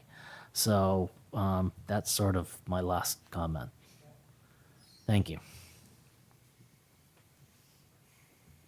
So Commissioner Marsters, to address the two concerns that you spelled out, the first one with regard to garbage at the station and cleaning up the area, and I believe that a lot of the complaints that I've heard both through you and through some of the people on the East Side Bend and in particular and other folks is not just the station area, but the whole general area, the station, Old County Road, et cetera. We are actually, tomorrow, we're going to be having a meeting with the city. I'll be involved, and one of our people from our public relations department has been assigned specifically to the issue of cleanup at the station. And so what we've done is we provided the city and other people a listing of when the station's cleaned, how often it's cleaned, and how that's happened. We've also discussed where the demarcation line is between us and the city for cleaning up.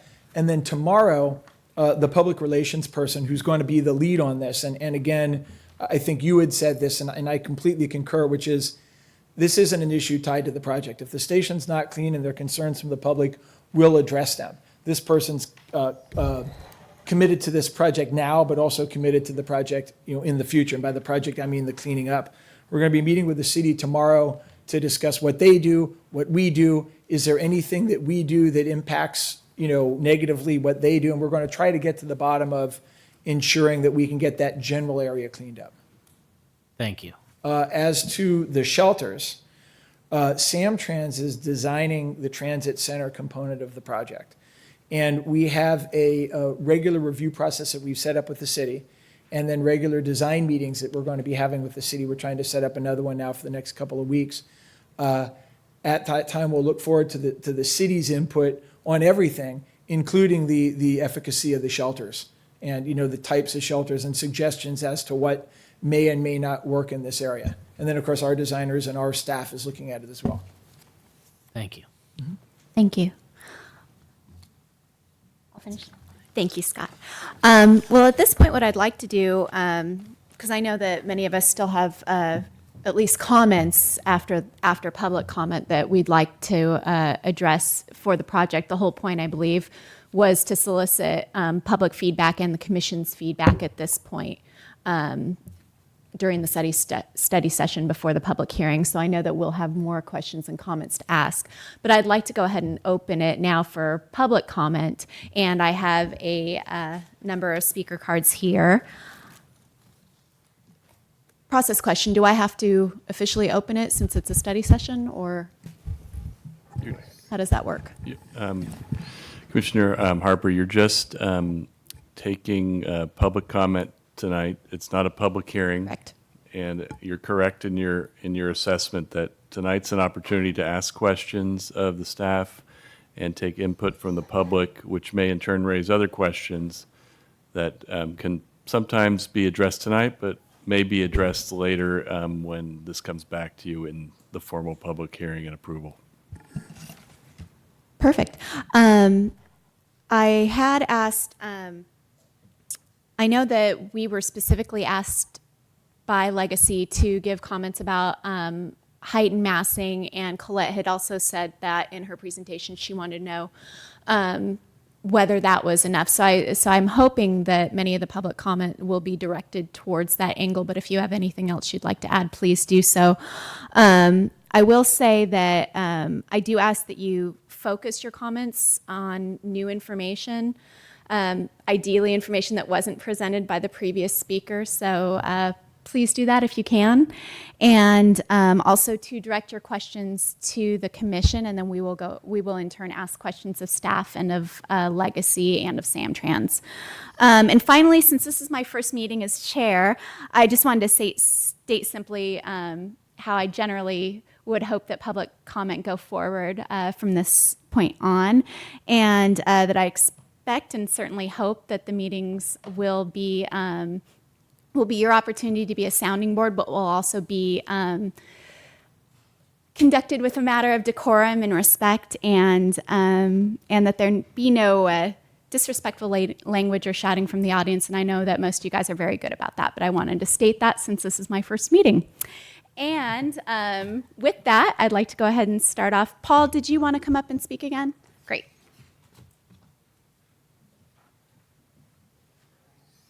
Thank you. I gave you guys all a sheet. My name is Paul Maginetti. I live on Springfield Drive. I want to address a couple of things that were mentioned first. The meeting that you're going to have, that Samtrans is going to have with the city staff, I would like minutes to be taken and those minutes given to the Planning Commission.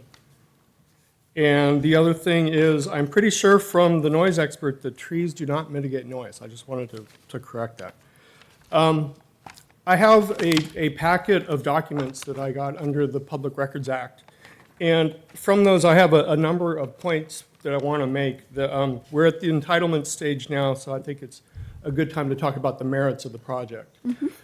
So I'll hand this package over to city staff when I'm done, and you guys can have access to it then. So I'm just hitting highlights here. The first comment is, not only are we overbuilding luxury housing on an undesirable location, but the ABAG and the One Bay Area growth forecasts predicting the need are highly questionable, and there's documentation to address that. Second, the claim that the multimodal station can serve as a destination for the community to gather, it ignores the objectionable noise at the site. And I use that term because that is the term that is used in the land lease agreement. And that's addressed and codified in section 15.4 of the land lease agreement. There's a copy of that in there. This project is highly subsidized, if you really think about it, with public money grants and land, Samtrans land, San Carlos land, a forgivable loan to pay for hazardous waste cleanup, $4 million of an FTA grant for the multimodal station that has to move to make room for this transit village, and the El Camino enhancements are also paid by the FTA grant. And those enhancements are needed to decrease the projected number of trips from this project from 2,789 to 1,486 per day. There are also, and this is mentioned in the land lease agreement, that there are going to be investments that may come from CalPERS pension and from AIG, both too big to fail. And it's putting the investment risk on the taxpayer. Former CalPERS CEO and a former board member at CalPERS have been indicted for fraud, and we all know how AIG's reputation is. So if this fails financially, then the risk is going to be on the taxpayer to pick up the bill. The project is only going to generate a small net revenue. I believe the number is $130,000 a year. This may be lost if police costs and the public work impacts increase. And that's happened in the past. It may very well happen in the future. The impacts on traffic, they're going to be devastating. Even after the improvements, the total number of trips generated will be 1,486 per day. And if you look at the project report from Hexagon Transportation Consulting, this is their PowerPoint slides for the FEIR, has this big gold star right there at Holly and El Camino. And it says significant project impacts. So I guess that speaks for itself. The project building costs that have been supplied by Legacy are questionable, and these are being questioned by Samtrans, suggesting there is still much room for compromise on mass and height. And Legacy is balking at paying the in lieu fees for affordable housing, despite all of the public subsidizing that they're enjoying. We should be getting more for our money than just the minimum amount with our handout begging for affordable housing, and that housing should be within the project. I think we have a right to ask that our money be spent wisely. And finally, Legacy should follow the example of, I'm not sure if it's PG&E, it may be the BASMA grant, at Branston Road, where they're working on that, where they found toxic soil contaminants, and they had to search for a location to put it, because you can't just pick it up and just cart it away. You need to analyze it first. So they need to exercise that same caution when cleaning up the hazardous waste at the Transit Village site. So that's all I have. Thank you. Thank you, Paul. Next, I have Dimitri.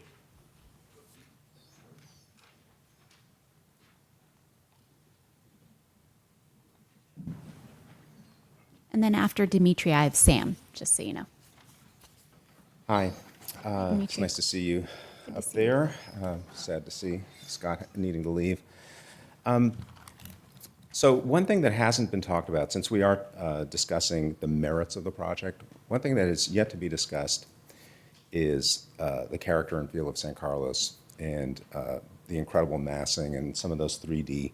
And I know that the architects do their best to minimize those impacts, but on some of those flyovers, it was astounding, that massing. It's going to totally change this community's character and feel. I don't want to talk about the specifics. I'm not going to go over every single bullet point, but Building 8 is still has been unchanged, even with all of the feedback. That's a huge problem. The development does nothing to solve Peninsula's affordable housing needs. The projected rents are over $3,000 a month, providing incentives for all current landlords to increase their rents, making San Carlos even less affordable for renters. The project overbuilds the high-income housing allocation from the Association of Bay Area Governments projected housing requirements by 154%. That's 100 high-income units over what the projections are. It's overbuilding the housing that we don't need. This project alone accounts for 50% of San Carlos's future housing allocation without providing any affordable housing and zero ownership opportunities for young families. When you add Wheeler Plaza to this, those two projects account for 65% of all future housing projections from ABAG. And these projects are only one block away from each other. Add Hacienda, it's probably over 80%. I didn't do the math for Hacienda, but you add Hacienda, that's 80% within one block, and another block. We're overbuilding in one area. Multiple driveways on El Camino, 600 additional residents' cars, additional traffic from the commercial buildings. At our two most congested intersections, El Camino and Holly and El Camino and San Carlos Avenue, we will have gridlock. And there are going to be major changes that are going to be necessary that many people are not aware of, perhaps making East San Carlos a one-way and making Holly a one-way and all sorts of changes to try to fix this problem. It's going to create a mess. It impacts our neighborhood, Clearfield Park or Loreola or GESC, however you want to call it. I'm not going to go through all of those. We've been documenting them. I've got hundreds upon hundreds of pages of feedback. We've seen an EIR that we feel is fraudulent. We've seen zero questions from City Council. The rubber's hitting the road now. This is the project, looking at the project at its merits. It's up to the Planning Commission and City Council to be strong and think about the residents, not just fattening Legacy and Samtrans's pocketbooks. The project's being built without HSR and Caltrain electrification impacts fully understood. That was clearly enunciated by Mr. Fitzpatrick, who doesn't have any plans or can't provide what trees are going to be able to be built on the berm. We know that 60% of the options for passing lanes for HSR involve San Carlos. Of those options, 66% of them involve 4-track passing lane options in San Carlos, and the preferred alternative is a 4-track passing lane system through San Carlos. You have to ask the question, what happens to the berm? Because you can't alter a berm, it's an earth berm. So that's going to have to come down. We're going to have these massive buildings, and we'll have to tear down that berm and then create some new concrete structures. I think that's why the land south of Arroyo isn't going to be turned into a park, because Samtrans knows full well that they're going to start generating more income.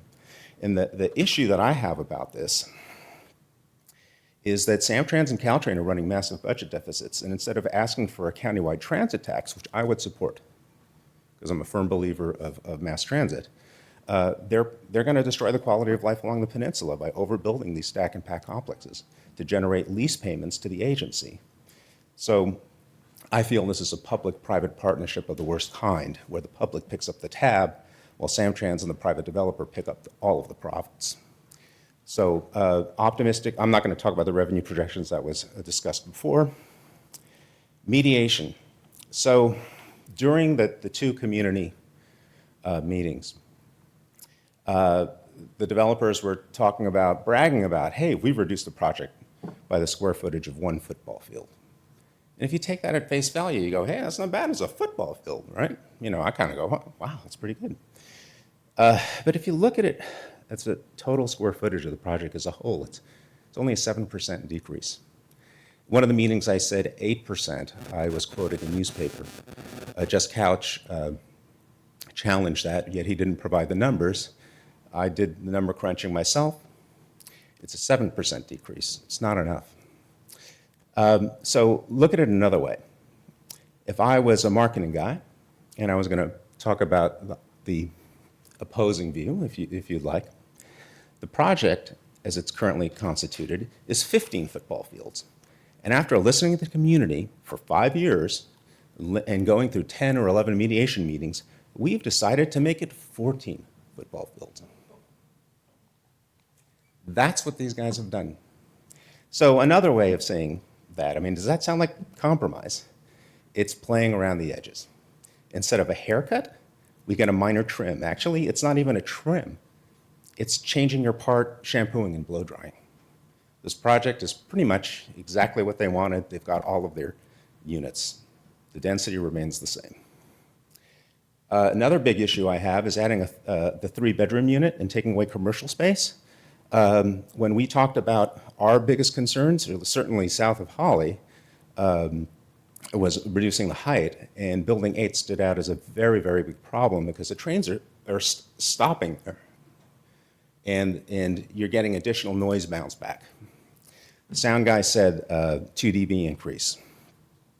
I'll get to that a little bit later. I'll get into some of the issues, but the city absolutely, city staff absolutely adamantly refused to cut any square footage of commercial space, yet, in order to, for residents, yet to accommodate the folks who are making all the money, they're taking a haircut of commercial space that doesn't help the community. Didn't lower the buildings, did nothing there. It helps Legacy make its money. So I find that very odd indeed. So talking about lower height and density, I feel it's incumbent on the Planning Commission and the Council to set an upper baseline regarding the number of units allowed. If we're going to use the Associated Bay Area government guidelines, let's use their maximum number of units, which were 183. I think the project, you know, architecturally isn't horrific. I'll say that. And there are certain aspects of it that could be good, but really, if you just made a 3-story upper limit of the residential buildings, 2-story upper limit on commercial, that's what we should be aiming for, because that would fit much better in the character of the community. And they took hardly any haircuts at all in terms of the 2-bedroom and 3-bedroom units. You know, they can change that mixture very easily and accommodate the same number of units. If we're not going to cut down on units, you can create more 2-bedrooms or 1-bedrooms or studios. I don't know if there are any studio apartments available, which would be more affordable for folks. And then that's a way we actually could create meaningful compromise instead of these guys getting everything that they want. I mean, you're seeing window dressing. You're not seeing real solutions being proposed. Traffic, shuttle, parking. Nothing mentioned about parking and the impacts of parking upon our neighborhoods. I won't get into the details. That's been discussed before. I do want to mention that at that walkabout last week, there were 5 or more shuttles while everyone was standing there blocking traffic on Old County Road. Every single time it's brought up to Samtrans, oh, we haven't heard about this. We haven't heard about this. I have pictures with Mr. Fitzpatrick and a city council member with shuttles blocking. So I'm going to send that in the future to Mr. Fitzpatrick the next time he tells me he hasn't heard of this impact. I don't want to talk about improving the pedestrian crossings. I think there's more to be done there.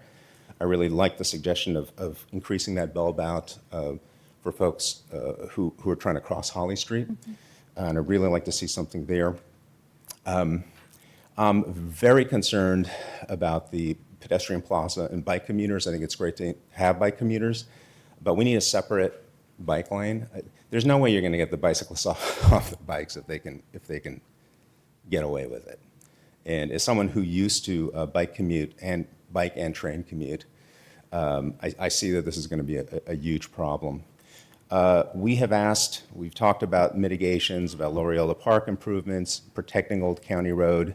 The issue that I have and that the GESC board has regarding Old County Road is the MOU that Samtrans, Caltrain's Joint Powers Board were creating was completely and utterly meaningless.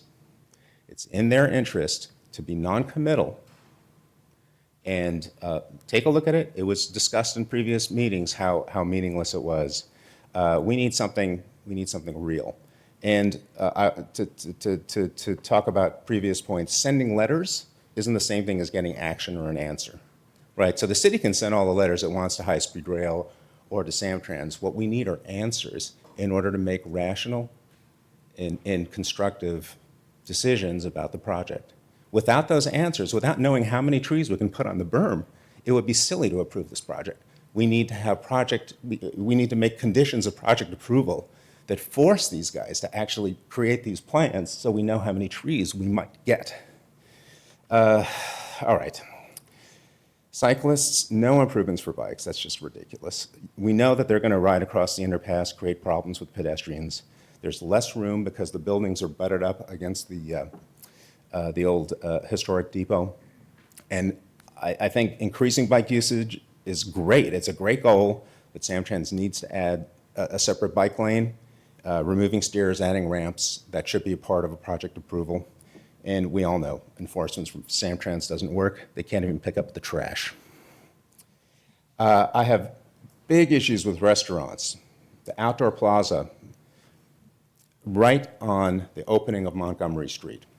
We just went through major issues with the Carlos Club expansion about noise.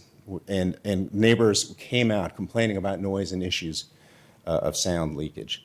And so now the plans are to add 1, 2, 3, potentially 4 outdoor restaurants right next to residential. That's not resonating to me. It's very, very, very, very problematic. The wonderful farmers market of 4 stands. 4 stands. I'm going to buy carrots, zucchini, and onions. Come on now. I mean, we know, we've all walked there. We know how much space there is. You can't do anything. I mean, it's great that we'll have a pedestrian plaza, but the architects were contradicting themselves by saying, hey, let's put up a food truck there. Well, that's ridiculous. We don't, if we're trying to get more pedestrians and cyclists, we certainly don't want to have food trucks driving up there and selling their wares. It's just silly. You know, I mentioned the no discussion of parking and impacts. Talking about improvements. So, you know, I hate to come up here and sound negative. And I know you're laughing, and I'm glad that you're laughing, because I'm not a negative person. I'm actually an amazingly positive person. And I run projects far more complex than this. And I just want to bring up an example as part of the berm. Trees were planted along East San Carlos Avenue. I don't know if anyone took a look during that walk. They're all stunted. Mm-hmm. No one takes care of them. Mm-hmm. We'll plant the trees. The city will say, hey, we'll do this, we'll do that. But unless you take care of them, it means nothing. Sound is incredibly problematic. We just heard today, no noise attenuation is possible because there are no suitable materials.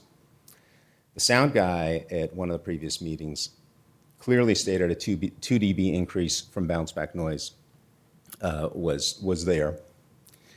He stated trees would provide a psychological impact to noise, not something that would remove noise. I'm very concerned that Mr. Byrd thinks somehow that the leaves are going to stop the train noise. That's not living in reality. Recently, I took a reading with a dB meter, 92 dBA, of the train entering and pausing at the station. I specifically asked for noise readings from the train entering and leaving the station, which were omitted from the FEIR. So the FTA Noise and Vibration Manual states that if your existing noise exposure is 75 dB, you have a 0 dB allowable increase from the FTA manual, which has Caltrain trains on its front cover. San Carlos land use policies in the general plan, land use compatibility for community noise environment. Single-family residential, it has normally acceptable, conditionally acceptable, and unacceptable. Unacceptable states new construction or development should generally not be undertaken because mitigation is usually not feasible to comply with noise element policies. For single-family residential households, you know what the number is? 75 dB. We're currently at 92. All right, hey, look, forget it. Let's say we're not single-family residential. Let's say we're multifamily residential. Problem, 75 dB, you shouldn't build. Outdoor sports and recreation, neighborhood parks. Hey, it goes up to 80. 80, 92. We're still over. Office buildings, same thing, 80. Auditoriums, concert halls, amphitheaters, it goes down to 70. San Carlos's own land use compatibility says it's unacceptable to build construction above those if you're going to increase. I don't know what to say. I don't know how city staff is cherry picking through its land use policies and stating, well, it has to be a 3 dB increase, absolutely ignoring the logarithmic curve of decibels.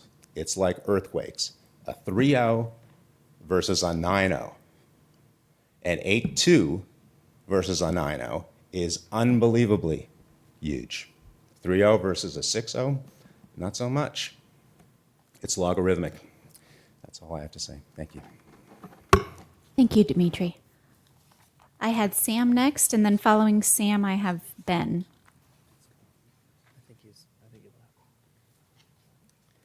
Good evening, Planning Commissioners. Thank you for the opportunity to speak. I won't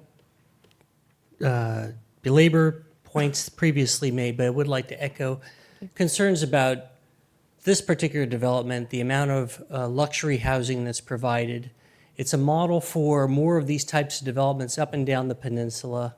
So what we're going to be seeing with this transit-oriented development is the cost of housing is going to go up for everybody. And there's no affordable housing proposed here, which means it's got to be built somewhere else, so you just punted the problem. And you haven't solved the problem. And so we'd really like to see either a reduction in the number of luxury units or affordable housing added to the project.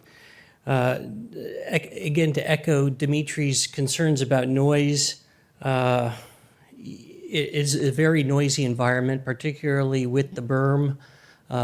When that was built, the noise is heard a lot further east in the neighborhood than when it was flat on the ground.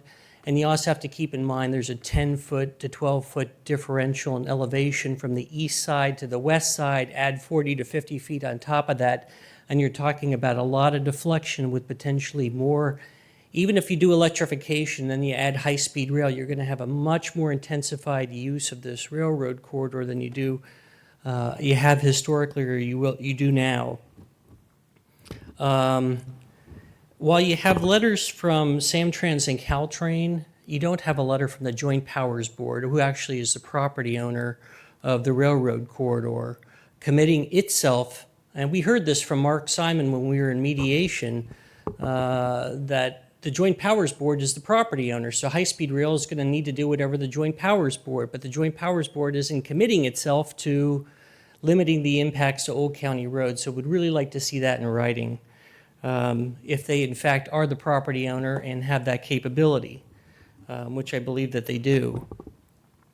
We've gone on record multiple times, as you know, there's been a lot of excessive public meetings associated with this project over 5 years. We had 11 mediation sessions on top of it, trying to reach compromise, trying to further the discussion, but really a lot of meetings on this. And again, a point that comes up is where are the benefits to the community? We're adding 600 more residents to this community, east of El Camino Real, and Loyola Park is the local park. And there's a need for acquisition of land between Old County Road and Loyola Park. We would like the city, We would like the Planning Commission to make a recommendation to the City Council to say additional land needs to be acquired so you could provide more public amenities for all these future residents that are going to live here. And the community building that's there, which needs to be torn down because it's not seismically safe and it needs to be upgraded, should be replaced. You know, the community has various public wants as to parks, whatever those are, that's the place to do it to benefit future residences. The developer was in agreement in those meetings to provide the in lieu fees, the park in lieu fees towards Loyola Park, if the city would commit itself to making Loyola Park a priority. So, I mean, and given 80% of the city's revenue comes from the east side, there should be some commitment to actually addressing the needs of these future residents. And we would like the Planning Commission to make that recommendation to the City Council. I mean, we've tried to address these issues for the last 5 years all along the way. It's kind of on you now to make the point to the City Council that we're just trying and trying to repeat ourselves over and over again. Please make these things conditions of approval and make the city a partner in this development with the developer for the benefit of the community. In terms of the height and density, we have 2 buildings of concern, Building 3 and Building 8. Would like to see Building 3 reduced to 3 floors, would like to see Building 8 reduced to 2 stories, and would like to see an increase in Buildings 4 and 5 to 4 stories along Holly Street, which is not directly across the street from single-family residential. So where it was shaved off before, we think that's really where you should put the density if you're going to put your density, and do it to fit the community. And this is not just an empty space. This has to be a development that fits into the context of the existing community and without creating impacts to existing residents. And that's the point, is how to make this development fit. Regarding landscaping, that was discussed. And again, the layers of responsibility, what's Legacy's responsibility versus Caltrans or Joint Powers Board responsibility versus the city of San Carlos responsibility. I think this needs to be mapped out because like a cigarette butt, which can be blown off of a train station, affects, another property owner, blows into the community and becomes some single-family residential, a plant needs to be maintained, and who's going to be doing the maintenance, and those clear areas of responsibility really need to be defined. So I think mapping out the landscaping and where that jurisdiction really needs to happen. Regarding parking, the issue of permit parking, if you're not going to provide enough parking spaces for the residential and the business developments here, and you're going to say, hey, community, you should absorb those, put a permit parking process in place so you absorb the impacts. We think that there should be a nexus with providing free parking in the Caltrain parking lot as well, so that you're not just pushing all the impacts into the community and say you deal with it. And those should be only done if the community wants it, and it should only be done if the developer and Samtrans are paying for it. And you're not overburdening existing homeowners who are already overburdened with people parking for free in the neighborhood and cutting through streets and parking there for Giants games and special events. North of Holly Street is not as close to the train station, and that should only happen if it's warranted. The south of Holly is really, if you were to look at, where's your priority, south of Holly is a higher priority for addressing that parking issue currently compared to north of Holly. That doesn't mean if you don't provide enough parking for the residential north of Holly, you may not have an issue with folks parking their cars in the community, and all of a sudden you've created a new problem and you need to have permit parking there too. But we'd like to not push the impact for somebody else to deal with who's not. You don't want to have other people parking in front of your house and you can't even park in front of your own house. The issue of shuttles and taxis, which have only been there for about 8 years on Old County Road, need to be moved permanently, and they need to be moved quickly to the west side train station. They can happen today, tomorrow. There's no reason it needs to wait, and it's been postponed, it's been punted, it's been, oh, maybe we'll do it, maybe we won't. Cars are cutting through the neighborhood, they're idling, there's littering, we have noise issues, car radios. If this is going to be, how does this train, currently interact with the community, and what do you do when you intensify all of that? I mean, let's just try and get this right now before we talk about intensification of use. And those taxis and shuttles, which are a problem, need to move. We've had problems with garbage transients at the train station. And I think part of that problem, again, like the landscaping, is whose responsibility where. If you're taking a blower and you're blowing all the cigarette butts onto the city street or in the bushes, and that's exactly what was happening, and then blowing into the community. And then the community gets really pissed off. And it's so unnecessary for this to happen if there was clear lines of responsibility and clear follow-up on just picking up the garbage so that, we're not pushing impact into the community when it really should just be addressed at the source. So thank you for listening. Thank you, Appreciate it. Sam. I have Ben next, followed by Tim. First of all, I want to apologize for disrespecting your planning commission. I also want to say to everyone in the room, Legacy and Sam Trans and Al and all those guys and all you guys, it really isn't personal. I know everyone here is trying. I know the architects and the landscape guys, and everybody's trying to make this work. So don't take any of the comments personally. I've seen Jeff out in front of my house all kinds of days doing sightline, shots, and people are really making an effort here. Jess, all you guys are. I want to kind of start with big picture, and again, this is not personal. There's kind of a historical bait and switch, and I saw a new potential ramification of the planning development of the corridor, for example. And the berm was put in there originally to provide a grade separation, and that land that was behind it, they eminent domained a bunch of businesses, and it was supposed to be used as a rail yard for the grade sep, and now it's doing this. And they made an extra compact berm. They spent $27 million instead of $4 million to preserve our view, and now our view is no longer significant according to the EIR that unfortunately you guys voted for.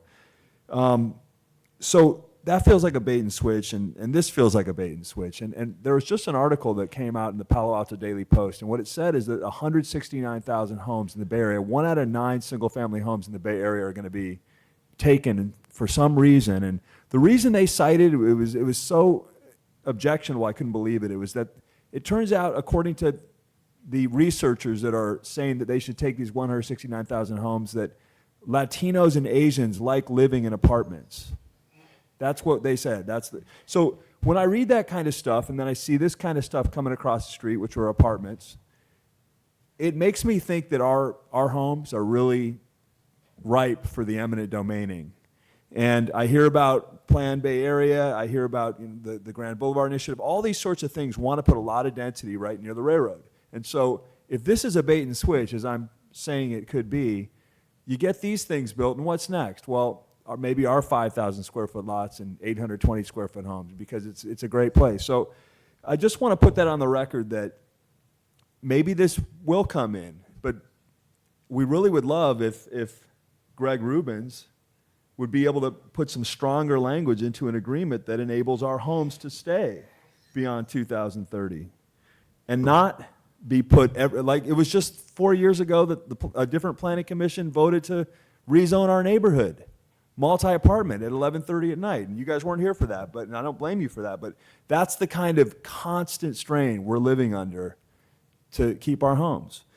A couple other big points. Abbott and Costello. You guys ever seen that Who's on First parody? Well, that's kind of what this is. And again, it's not personal to any of the guys in the room, but we can't figure out how to do things together. We can't figure out how to water our trees. It is so, I'm so glad you guys got to see what we see on Old County Road every day when you came to the walk. I mean, it is just a dump over there. And, Mike Garvey explained to me, well, that was the one thing we weren't able to do. We were able to build the grade SEP, but then we never got the funding to redo Old County Road. So we've had non-ADA compliant sidewalks for the last 20 years. We're living in a dump.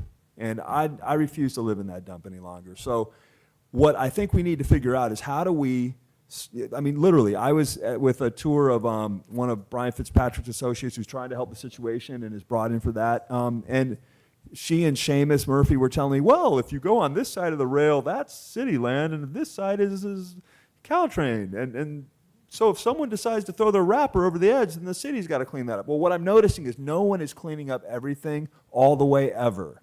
And so what you have is you have a cursory kind of picking of a few items, and then cigarette butts are left there for 18 months, 2 years until they biodegrade. The landscape is littered with garbage.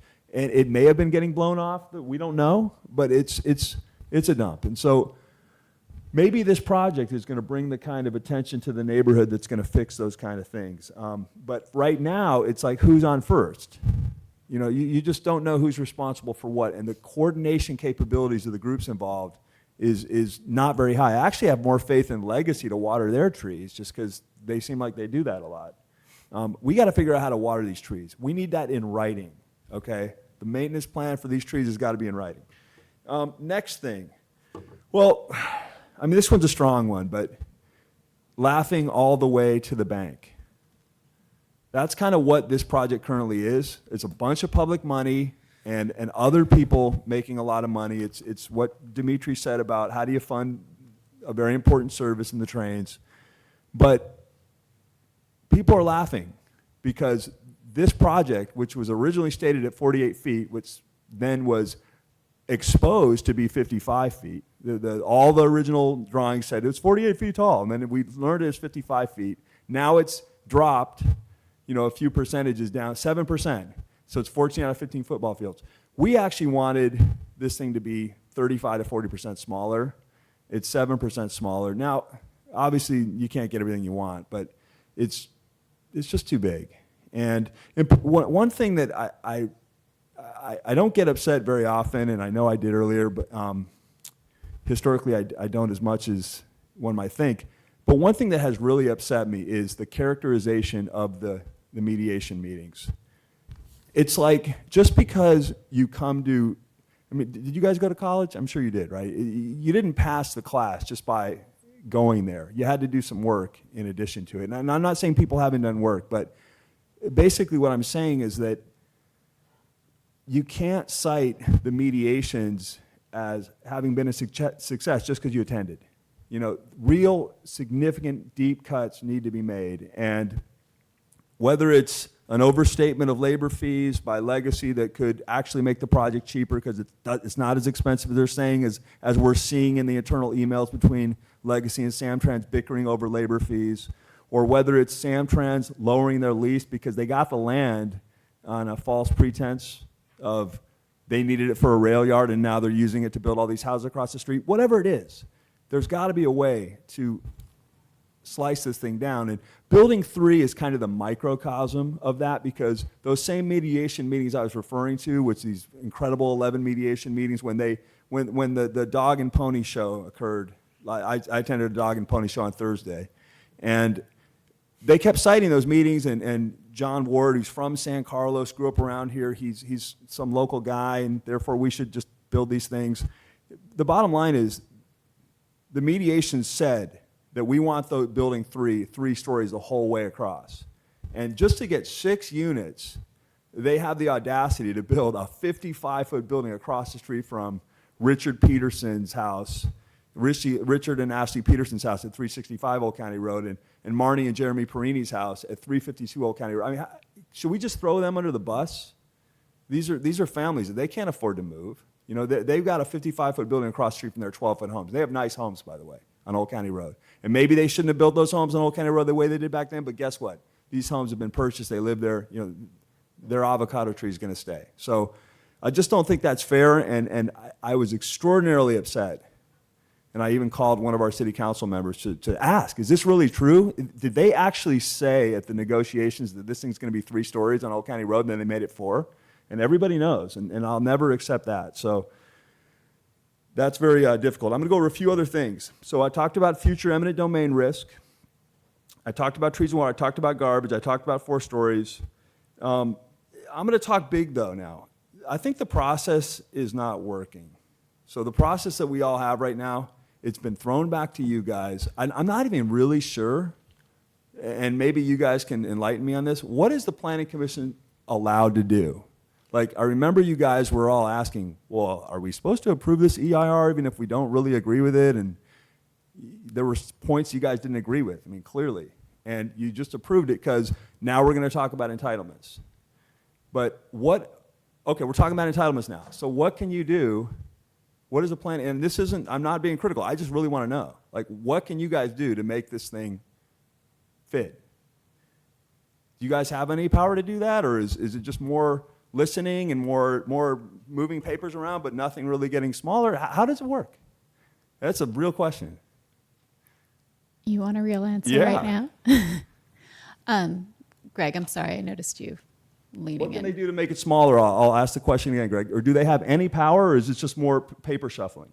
Oh, Well, I think I'll answer that question through the chair generally because this is a study session, and I appreciate the question because it's something I made a note of, and I think the staff reports for the project are going to have some answers to that. But generally, the Planning Commission, you have the authority to review the application. There are constitutional limits on it, however, and so we have to follow the rules and regulations of the city in evaluating any application.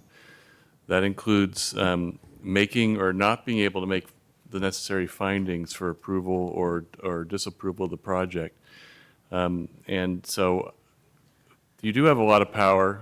You do have a lot of power to review the application, make it better, add conditions of approval that are consistent with the findings that you need to make.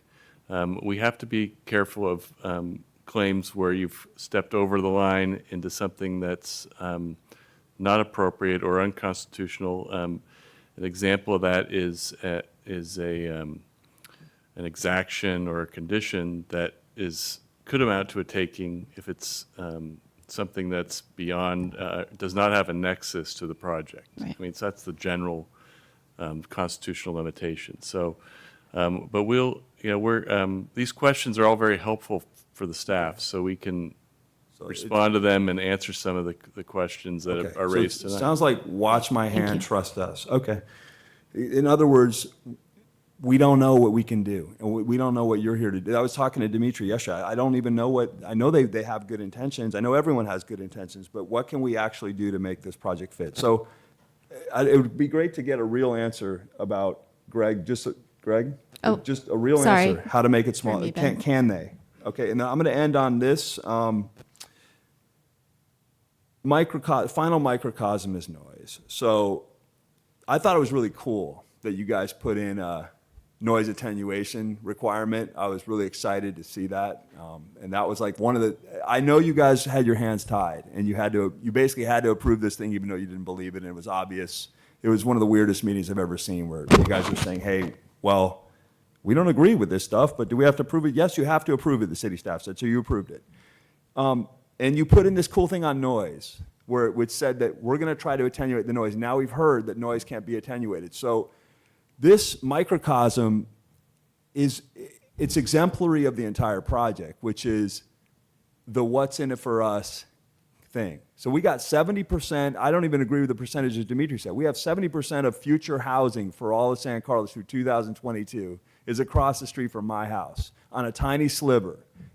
Bonnie McClure gets nothing. She has a beautiful park next to her house and gets to love this project. But no one gets the impact other than us. We're the ones getting the impact, the major impact. So it's just I'm going to end it on, this is not what I would call economic justice, and it's not social justice. It's basically, there was a guy, and he's not here right now, but his wife is still here, who told me on the way, you know why this project's going to happen? This project's going to happen because people in our neighborhood are working class. They don't have time to attend this. They're too busy with their jobs. And it's like what happens in Fruitvale when they put in a needle incineration plant in a poor neighborhood. It's analogous. This is us assuming all the impact and not even getting a single benefit. Like, we can't even get the shuttle. Like, Al told me recently now that the taxis aren't even moved. Like that, those have been promised to be moved for over a year now. Now I guess the taxis are staying on our side. I don't see any benefits. And we need to have some benefits. So figure out a way to reduce the impact and figure out a way to extrinsically offer benefits to us. We want to be helpful. We want to work with these people. It's just, this is the rawest deal. Thank you. Thank you, Ben. I had Tim next, then Bonnie. I will just again ask that we only talk about stuff that hasn't already been addressed. Thanks, Tim. Then I guess I could sit down. Or briefly echo. Briefly. Very briefly. I have a couple caveats before I start. I only brought one page, so Boy. I'm trying to behave myself tonight. The first thing, it actually came up in what Ben described as a dog and pony show on Wednesday when they did the presentation. And, you know, I saw the picture of the plaza. And my question is, and I'd like this answered either by city staff or somebody, what model do we have from San Francisco to San Jose that has a plaza right on El Camino? Whether it be a pedestrian or in this case, it's a plaza where people are going to sit and have their lunch and bikes are going to ride through. I would like to see a model of that and see how that works. And in the back of my head, I don't think there is a model. And there's an obvious reason why. You don't put things like that right on El Camino. Moving along, we talked about the final EIR and that this Planning Commission passed the final EIR. There's a couple issues I have. Number one, noise. In the final EIR, and please correct me if I'm wrong, I would like to know, I believe that the noise consultant or expert stood up here and said that there were some kind of attenuation or some kind of attenuation process that could be put up on the buildings, on the exterior of the buildings to mitigate noise. That is no longer true. Secondly, traffic. There's really been no traffic study worth its while to be done here, and it's been brought up by a few city council members that the traffic details need to be taken care of, especially along Holly Street, before this project goes through. That needs to be taken care of. It doesn't matter how much traffic there is right now. Without this structure, there's going to be a mass amount of traffic. My other issue with the EIR and the mitigations that did not happen is I don't believe we had the architect, or not the architectural, but the the designer for the trees here. I was shocked to hear tonight that we're looking at 5 to 17 years before these trees reach their full maturity. You're asking me to wait at least 5 years, if not 17 years, to cover up these buildings or become a mitigation. Ben mentioned a breakdown in the process. I see this as a major breakdown in the process. The other thing that was mentioned that Ben said is a bait and switch. And my analogy to this is a moving target. And I'll bring up a couple things. First of all, in the mediation process that we had, the one thing I asked, I mean, I talked about height and stuff, but the one thing was when high-speed rail comes through, when electrification comes through, when any kind of construction comes through, that if this building is existing at the time and it comes down to taking Old County Road or taking some of these buildings, that we asked for some kind of assurance from Samtrans and from the developers that the buildings would be taken first. And we never got that. And if it does come to push and shove, or it does come to the courts, and it comes to litigation, there's going to be problems with that. I'm not going to talk about the general plan and the land use elements. I've already made ad nauseum comments about that. They talked a little bit about ABAG and the mandates. The reason why I want to bring this up, though, is because the massing relates directly to the economics of this project. And tonight, I'm going to talk mainly about the economics of this project. Ben said nothing personal. I take this completely personal. This is going to have a huge effect on my family. It's going to have a huge effect on my community, and it's going to have a huge effect on my city, citywide. The first thing I want to address that was brought up is that ABAG has a mandated amount of future housing through 2022. I will say this, we need development. We need housing in San Carlos. We need something built there. I agree. We do, whatever it is. However, when you're talking about putting 280 units, when overall from low, moderate to above moderate is 401 units total, and that's without even adding Wheeler Plaza, we're looking at 121 outstanding units. Why are we putting them all there? Well, there's a lot of arguments for that. And I've gotten arguments from the city saying, well, redevelopment money. That was our first sale that we had. Alice of Age stood up at our meeting and said, hey, we're going to get pass-through redevelopment funds, and that's going to be millions and millions of dollars in tax increments. Well, in 2011, I sent him an email and said, what's up with this? The RDA is going to go away. And it did go away. So one of my main concerns is that we're putting 280 units in this small sliver of land. There are other places where these units can go. And I'm asking the Planning Commission to really take that into account. Secondly, the city is going to be receiving about $130,000 in general fund revenue over the next 20 years. This is straight out of the financial impact analysis. My problem with this is, number one, this does not take into consideration the cost to the schools or the parks or the fire department. One thing in the FIA, which I've asked and I still have not received any information on, is that the FIA states that there will be $0 impact to the fire department. Then why are they putting fire lanes in here? $0 from this development. So it's going to be less than $130,000 right there. Schools, you will hear the city tell you that we've talked to the superintendent, and the superintendent says we're going to be able to take in these students however many we need. I will tell you as a school teacher for 25 years in San Mateo Foster City School District that the students' best interests are not necessarily taken by the superintendent and by administrators. It is by the teachers. And right now we're seeing that effect in San Mateo Foster City Schools. The development all the way along El Camino and from the Franklin Templeton development as well. This is the first year in 25 years I'm going to have the 6th grade class as large as it is. And it's happening with 5th grade too. It's going to happen here as well. Next, the other concern I have about the FIA is that it takes into consideration the fact that it takes in city employee costs, talking about full-time employment. It does not take into consideration infrastructure at all. What it does is it adds one-time payment fees from the developer and from Samtrans, whoever, but those are one-time impact fees. Everybody here got a notice about sewer rates increasing and about water rates increasing. Sewer rates possibly increasing up to 20-25% over the next however many years. What's going to happen when this development goes in? Moving along. I want to just make a couple quotes here. This is one from the FIA again, talking about tax increments. The new FIA talks about the difference between this with the RDA funds and without RDA funds. The revenue stream formerly known as tax increment, which accrued to local redevelopment agencies from property taxes levied within redevelopment project areas, is now subject to a revised management system. What my question is to city staff and to the city council and the planning commission is, what exactly is that management system? How does that fit in here with the massing? What my understanding is from now on that you guys are going to be having to ask for grants based on how many units there are.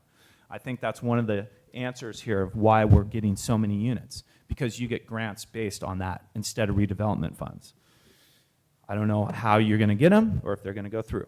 Continuing on, quote, the remaining increment generated by this project is assumed to be distributed via AB 8, Assembly Bill 8, general levy share to taxing agencies in line with the property tax manager's current guidelines. The analysis found the two projections to be nearly identical. I don't understand that. Therefore, the estimate used in this study utilizes the figures shown in Table 8.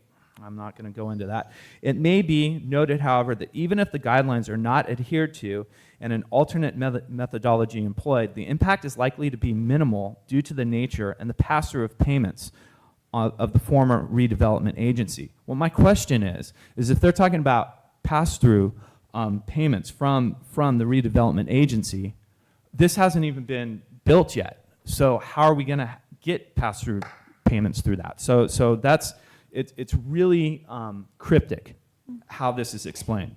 The last thing I want to do is I want to share an email with you. This was an email that was sent to a city staffer, and it asks, what does property tax revenue have to do with the San Carlos Transit Village impacts and revenue enhancements? This is slated to be a development on publicly owned land with the buildings owned by the developer and land leased to the developer. Land leased. Please correct me if I'm wrong, but there's not 1 cent of property tax revenue coming from this project. There isn't. It's publicly owned land. It's coming from the sticks from that. When I look at my property tax bill that I get, over 50% of it is taxed on property.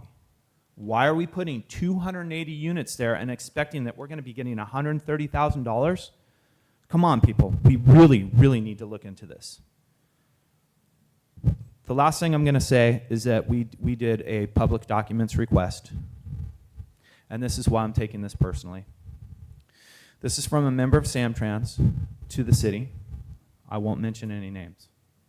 This is in reply to my last question from Samtrans. We do need to think about how we will address the age and report. They're talking about the FIA and the potential disintegration of RDAs. This was before the RDAs went away. As to the below response is concerning. As we know, the property will generate possessory interest tax on the value of the development, which is pretty close to property taxes. You're not getting property taxes off of this property, just off the sticks. I suggest we nip Tim's statement in the bud so this does not start getting spread. I do take this personally. The last thing I want to say, if you break up those buildings and you make them smaller and you put a bike path all the way from the north to Arroyo, you're going to eliminate all these problems we're talking about. Please think about it. 280 units is way too much. Thank you. Thank you, Tim. I have Bonnie, and then my final speaker card is, and forgive me if I'm mispronouncing this, Adna Lane. Oh, I really butchered that. I apologize. Bonnie? Hi, Bonnie McClure. The first thing I wanted to say is that I'm pleased with what Legacy has done about cutting the heights in most of the buildings. I think it's going to help with the articulation. And if you just had 3-story buildings along there, you'd have block, block, block, block, block. No interest. Articulation is one of the things that we discussed during the general plan. Also, the general plan called for this kind of development on that land. It's in our general plan. There's no question, and the height was okay. So I'm wondering why there's so much discussion. I understand from the east side. I've walked that neighborhood, and I do understand the problem. However, there are a lot of people that live in San Carlos, a lot of businesses in San Carlos that are on the west side. There's no consideration in any of the stakeholders' meetings of anybody from the west side. I understand there that the city council and the Chamber of Commerce and some businessmen were asked in some meetings, but I don't know, it wasn't announced publicly. So I'm just saying that from a West Sider's viewpoint, this looks like a beautiful project. It's similar to the Hacienda. They do need to get busy on the trip management. Sierra Club is in favor of transit-oriented development, but we do need to knuckle down on the parking. And I don't believe in free parking. Free parking just means more travel. People ought to be on shuttles or walking. Obesity is one of our big problems in this country. I'm a good example of it. And I still try to walk 40 minutes a day in the hills, but doesn't seem to do me much good. So maybe I'll just have to start walking down to the train station. But I know that mediation will be going on. The land use part of the mediation matrix that we have here, I really agree with the city. You shouldn't be agreeing to any land use zoning being held way out in the future. 2030 is long enough. We can't get trapped into not being able to keep up with what's going on. This project would be a good improvement along the Grand Boulevard. We have to do our share on that housing. We need those in lieu funds. And they have agreed to provide in lieu funds for affordable housing. So the city could put that together with maybe money from Wheeler Plaza and with a nonprofit organization, build some affordable housing, which we need. And as citizens, we should hold the city to that they have to build that housing. Thank you. Thank you, Bonnie. And then I'm sorry, can you repeat your name for me? My name is Adina Levin. Adina Levin, thank you. And good evening, commissioners and staff. And I'm a member of the Caltrain Citizens Advisory Committee, and before that, I was on the Bicycle Committee. But I'm here. I'm also a Sierra Club member. But I'm here speaking for myself, and I'm interested in this area personally because I come to the meetings here, and also I don't live in San Carlos. I live in Menlo Park, but I come to San Carlos for these meetings and also for the farmers market and other activities in San Carlos. And so I just wanted to make a couple of comments on the bicycle and pedestrian access. First of all, I'm glad that that's being improved. I mean, if you go there as a cyclist or a pedestrian, it seems like someone has designed it to be a maze and to be as confusing as possible. And so I'm glad that that is being improved with the shorter street crossings for greater safety. And as a cyclist, I think I identify with the person who said that there were cyclists who spoke a little bit earlier who said that people are going to ride through, and so if the design could be made to make it separate and to keep the cyclists away from the pedestrians and have design choices that cause people to slow down, I think that would really be an ideal way to do it. And I know that people are concerned about really aggressive cyclists who race through. And one of the things that making the area more bicycle friendly overall with Old County Road and the north-south route and the route to and from downtown and so on, by making it friendly, you get a much greater diversity of cyclists. Instead of just getting the young, macho, aggressive people, you get more women, you get more elderly people, you get more children. And you wind up with people on average going slower and on average being better behaved.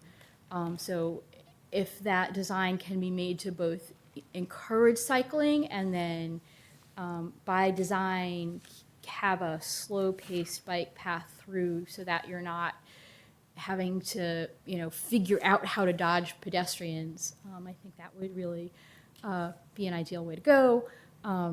Another thing that question that someone raised is there an example on the corridor of a public plaza that's off of El Camino? One thing I would recommend to look at is Cafe Baroni in Menlo Park, which is right at across the street from the downtown area, kind of a similar location at El Camino and Santa Cruz, and is really one of the nicer places in the city.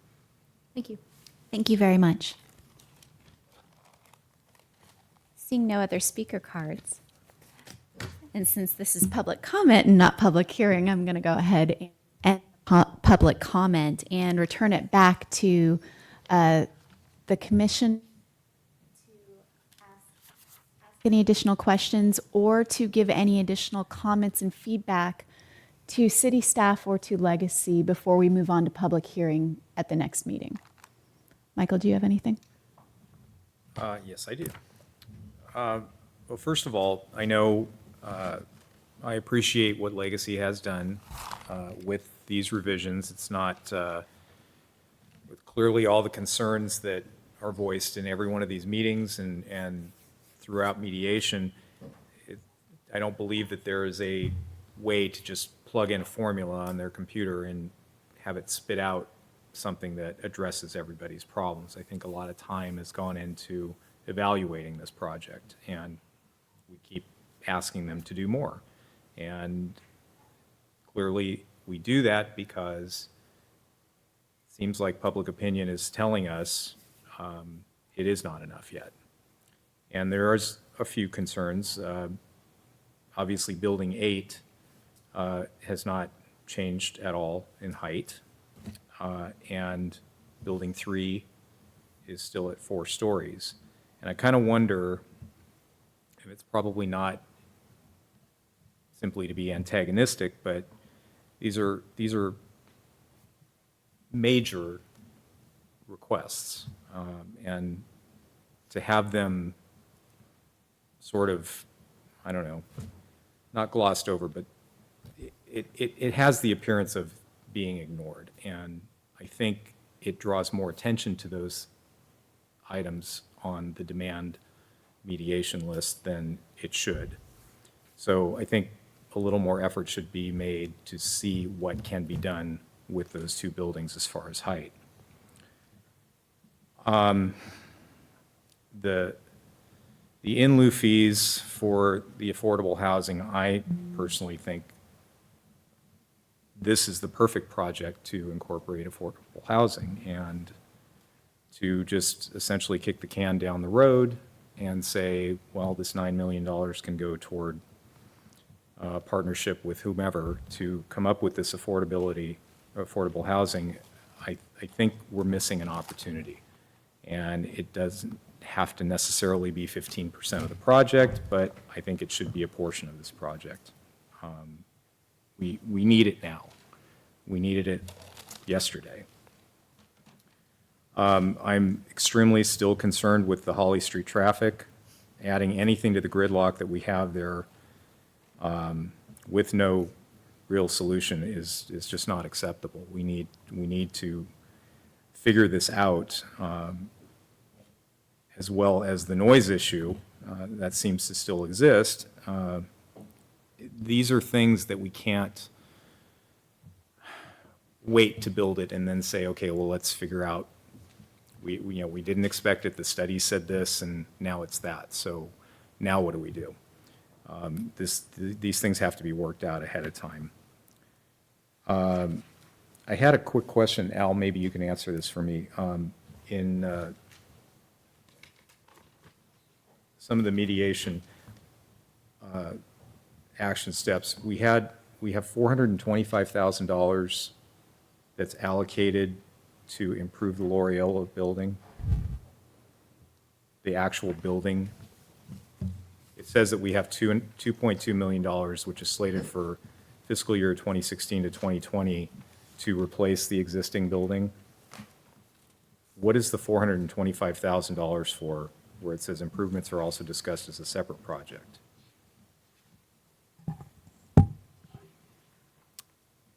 I don't think it was to tear it down and rebuild it. I think it was for improvements to the existing building. Right, And the I think what- $425,000. Yeah, right. So what we can do is go back and clarify what the specific details of that $425,000 are. What they had done is they had a consultant go look at the buildings in the park and suggest improvements to the building and park based on the current condition. And that's where those numbers came from. So that is not just for that existing building? The 425 might have been actually for the building, but I can't recall. This is contained in the Parks Master Plan document. So what we can do is clarify that at your next meeting. Let's see. Clearly, the shuttle issue, enough people have said that this is a problem. We saw it on the walking tour. These shuttle drivers have no concern for anybody but just doing whatever it is that they want to do. They block the traffic. They create hazards. It's a really awful place to be, especially if you're waiting to get picked up, because if somebody does come to pick you up, there's a shuttle right there, and you can't even get to the people that you have to pick up. So that really should be on a fast track to be moved, whether or not this project happens or not. It's clearly a problem. We definitely need to tighten up the laces on the garbage and landscaping and who's responsible for what. It just seems that whoever comes up with a plan is dependent on some other agency, and it needs to be very tightly wound together in a nice little package. Otherwise, we have no assurances that the concerns that we have now and the problems that we've had in the past are not going to continue. And I think that's about all I have to say for now. Thank you, Michael. Jesse? Well, I took a lot of notes, and I was trying to really focus on things that were mentioned more than 3 or 4 times. I mean, Building 3 seems to be mentioned almost every time as an issue when it comes to the massing of that. Obviously, laying out the responsibilities of maintenance seem to be another big issue. It sounds like, I mean, Al, correct me if I'm wrong, that these will be detailed out as we get commitments from Joint Power Board and everything else in forms of being able to plant on the berm and who's going to be maintaining that. So it sounded like maintenance of that was a big issue. The shuttling on the east side, I don't understand. I mean, I don't understand. It seems like a fairly simple solution, but maybe I'm wrong. I don't know. So that was mentioned more than 4 times. Affordable housing was another thing that was brought up. I'd also like to acknowledge, I mean, there has been quite a bit of work done. The walking tour helped at least me visualize, and I don't know if I'm speaking for myself, the overall massing of the project, the views from multiple streets. I think it could be acknowledged that we're not going to get a perfect development out of this if it goes through, but the reality of the situation is, we've got to work on the really 3 or 4 really hot buttons. And I think we're almost there. I mean, it seems like we've made quite a bit of progress. But those are the main things that I was able. I mean, I've got a ton of other things, but those are the ones that just stood out to me. With everybody getting up and talking about, the public getting up and talking about the issues. Those are the ones that really stood out. Great, thank you. And I, of course, have some as well. I'm going to kind of break them up in sections here. Actually, a question on landscaping, and maybe this would be best for city staff, but on the walking tour, and certainly in Paul's assessment, and in hearing the different responsibility areas surrounding plantings on the berm versus plantings on Old County, I also noticed there were portions of the very ends of the streets that could use more plantings. Riverton comes to mind. Is that is the city supportive of putting additional trees at the ends of streets, not just Old County, but at the ends of streets to improve landscaping? Potentially, but the trees in the streets are actually, the municipal code requires maintenance by the property owners. I see. Okay. Thank you. And then I have a question about the size and in density. I don't expect you to answer it now, but this is something that comes to mind. I'm curious about the 280 units and how key this number is. I noticed, of course, that the square footage had come down quite a bit, but that the number of units stayed the same. And I guess I'll be looking for someone to help me understand how key this number is to the viability of the project from the developer perspective. So that is definitely a question I have, and I would love to learn more about as this process goes forward. Height, obviously, we have addressed, and I understand that there's been a lot of work. Certainly, a question would be, can Building 3 come down an additional story on the east elevation? That seems to be a question that we all have. Let's see. Here's a question also. This came to me when I was looking at public comment in previous meetings. Sherry, and I'm not sure if this is too late in the game, but I'm just curious if you guys considered aligning the view corridors with the houses on Old County as opposed to the middle of the streets. And that's something that I was just curious about from a design perspective. I don't expect you to answer tonight, but something I was wondering. Yeah, that'd be great if you wouldn't mind.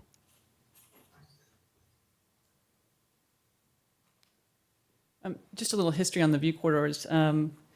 Before the previous submittal even, we had the buildings laid out where they did not align with the Eastern Street Grid at all. And then in some of the first meetings, and this was before the Greater East Side Neighborhood Group actually existed, there was the Loyola Neighborhood Group. Mm-hmm. And in talking with them, it became clear that we needed to start aligning the buildings as much as possible with the east side streets because that's where there's a break in the tree canopy. There's a lot of mature trees, but where you really get a vista is actually down the streets. Okay. So in looking at the building alignment now, we aligned the break between building 3 and 4 with Springfield and 2 and 3 with Sylvan. The alignment of this driveway is actually governed by an underground easement, stormwater easement that can't be moved. I see.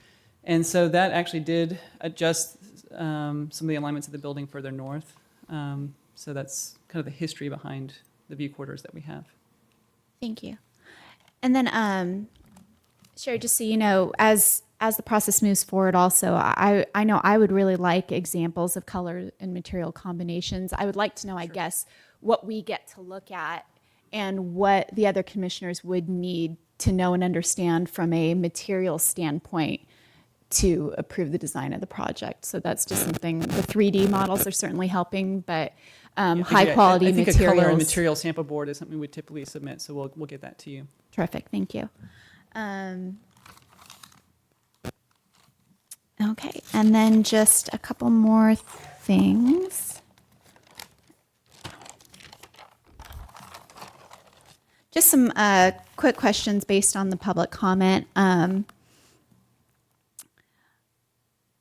It's clear that there needs to be some sort of codified responsibility in writing as far as the landscaping responsibility and the garbage responsibility. And I think that that's something that I know everybody in the process probably wants on all sides of it. I have one quick question about Old County Road and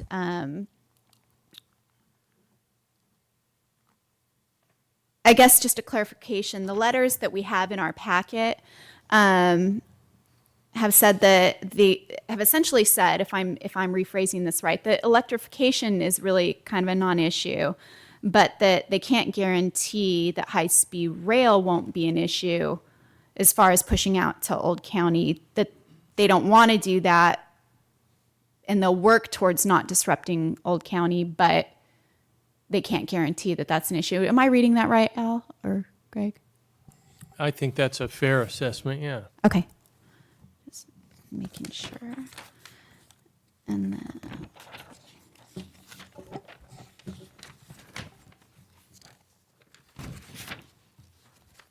And then Paul had referred to a Samtrans meeting that would be held and asked if the Planning Commission would get minutes for that. Is that something that we can request?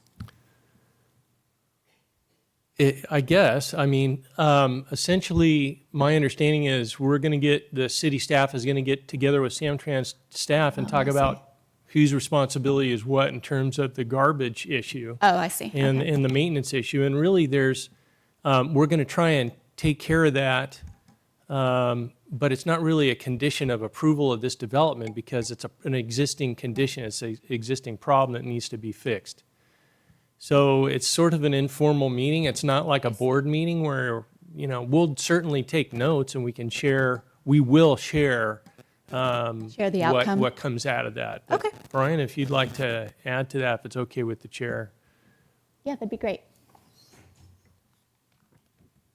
The only other thing I'd add to it is that we have shared with the city already a schedule of when JPB does maintenance on the station. We talked about when that happens and when those things occur. So that's already out there.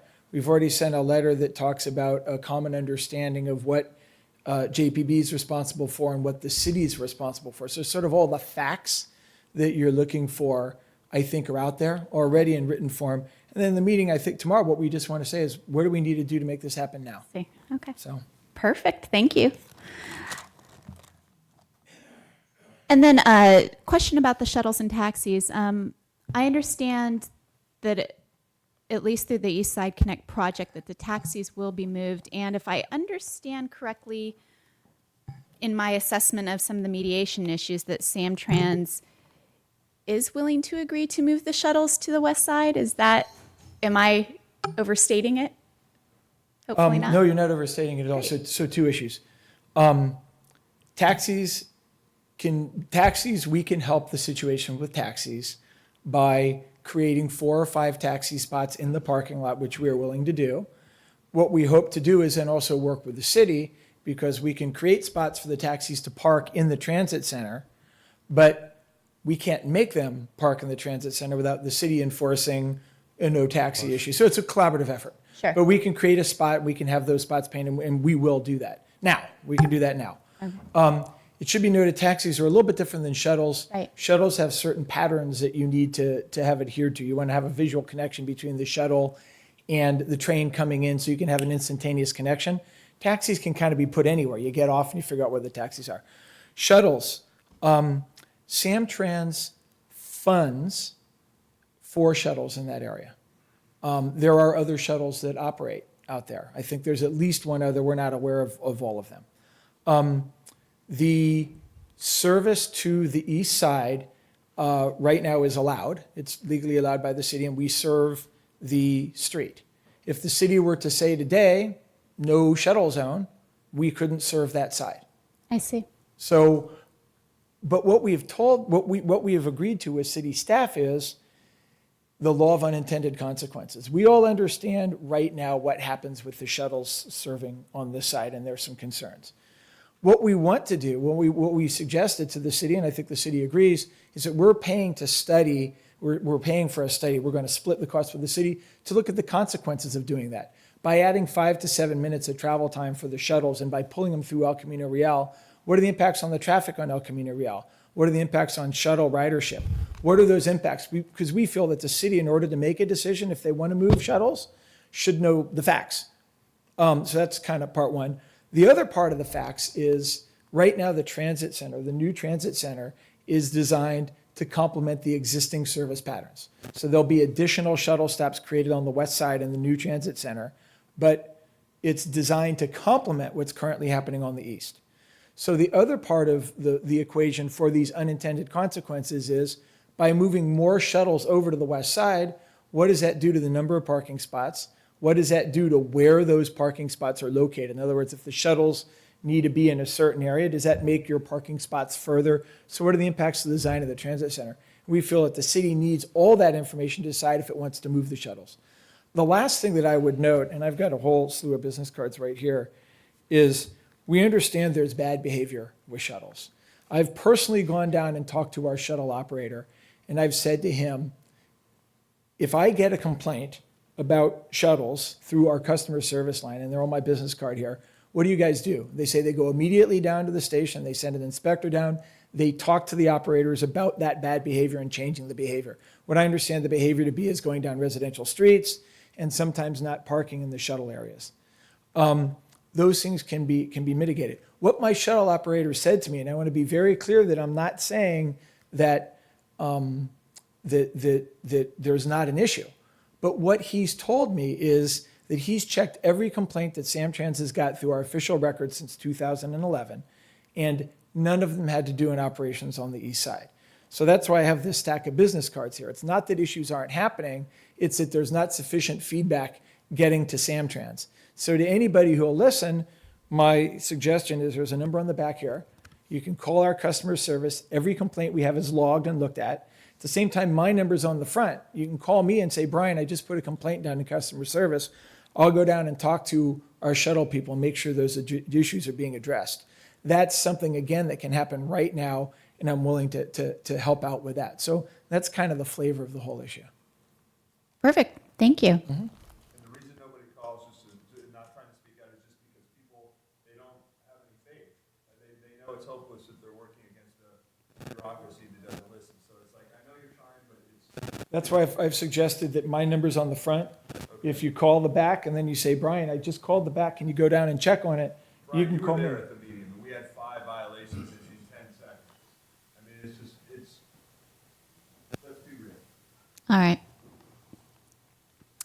And then finally, just one other comment to Legacy. I know that it's a particular concern. Biking and cycling has been mentioned many times, but one thing that wasn't mentioned or was mentioned only once by our last speaker was the cycling through the project.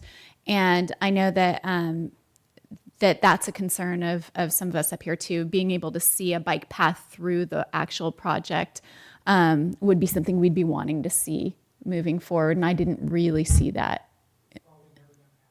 Oh, well, that would be why I'm not seeing it. Okay. Thank you. Well, that would be why I didn't see it, because it's not going to happen. Thanks, Paul. Please. There are some geographic kind of issues with being able to get a continuous bike path on the site. The obvious place to put it is, along the tracks. Okay. And when you get to Holly, there's a grade problem there. There's existing redwoods we're retaining on both sides. They're on an existing slope bank. Okay. And there really isn't a way to get someone riding along that edge there. And from a grade perspective, there isn't any way to get from this upper level down to the lower level when you take into consideration the utilities that are there as well. You can't just dig into the ground to get down to that, there's that slightly elevated sidewalk that runs along Holly there, so you really can't get around that way. So you have a built-in discontinuity that's there, which is pretty significant in terms of somebody really using it. Right. So it could be set up so you could ride along the edge, but you'd have to probably pop out here, and then you're popping out to the sidewalk. I see. Which, depending on your age group, you could legally ride on the sidewalk if you're a kid, but if you're adults, you're not supposed to be doing that. Right. So, and then if you go, I don't know if this goes to the next side or not. Well, I'll get stuck in the morass of where these. But anyway, that's really the basics That's of the it. problem. That's Okay, that's the the basic problematic part of having something that could have any continuity to it. Okay. All right. Right. In terms of it being on the road, that's Right. correct. I was addressing sort of internally. You were addressing the project. Thank you. Thanks, Paul. Okay, those were all of my questions and comments. Can I just say one? Sure. I think it was Sam that mentioned it. I've never heard anyone advocate that the turrets or the tall parts of the Holly Street buildings, that they be increased back to where they were. I don't know how everybody else feels about that, but is that a way to add some square footage if we take it away from other buildings, namely Building 3? Because it sounds like consensus, at least from those people that do have an opinion, is that that's where the concentration of the height should be. And I will be honest, you know, looking at the animation, you almost feel deflated when you see this, and you kind of expect it to be kind of, you know, culminating right there, and it's just not. It's kind of almost like they forgot something.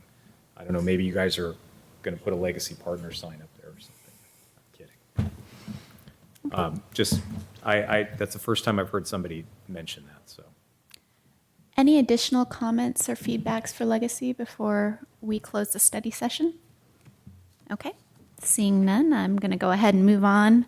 Thank you all for participating in the study session, and I believe the public hearing is already on the agenda for our next meeting, so we look forward to seeing you all back then. Thank you.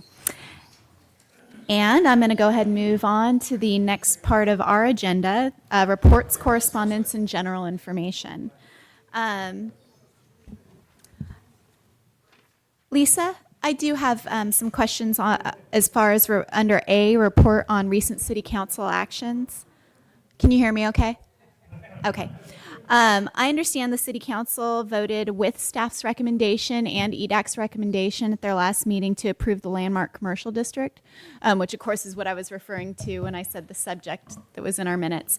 I guess I was wondering if it's possible to have an update on any minor use permits or conditional use permits in the early stage that comes to your department. I'm just curious how we move forward and kind of want to be kept apprised of the situation. Certainly. And what we could do as, assuming that the council will, on the second reading, which is scheduled for next Monday, assuming they pass the ordinance, which will then go into effect 30 days after that, that's something that staff can certainly do, is keep the commission apprised as far as who's coming in and inquiring about use permits, if that's what I'm understanding you're Right. interested in, kind of just seeing how that all works out. Yeah, I just within wanna the- see how Sure, sure. That's easy. Thank We you. can let you know. Do you have any other reports on city council actions? No, other than I was going to mention what occurred last Monday, but I think everybody is up to date on that. It was a 3-2 vote. I think most folks are aware of, and we'll be going back on Monday. Great, thank you. Planning Commission comments or reports? Anybody? I just have, oh, go ahead, Michael. No, go ahead. I just wanted to make my final comment up here. As I believe this will be my final meeting as planning commissioner, I would like to thank staff and my fellow commissioners for making this a very valuable life experience for me.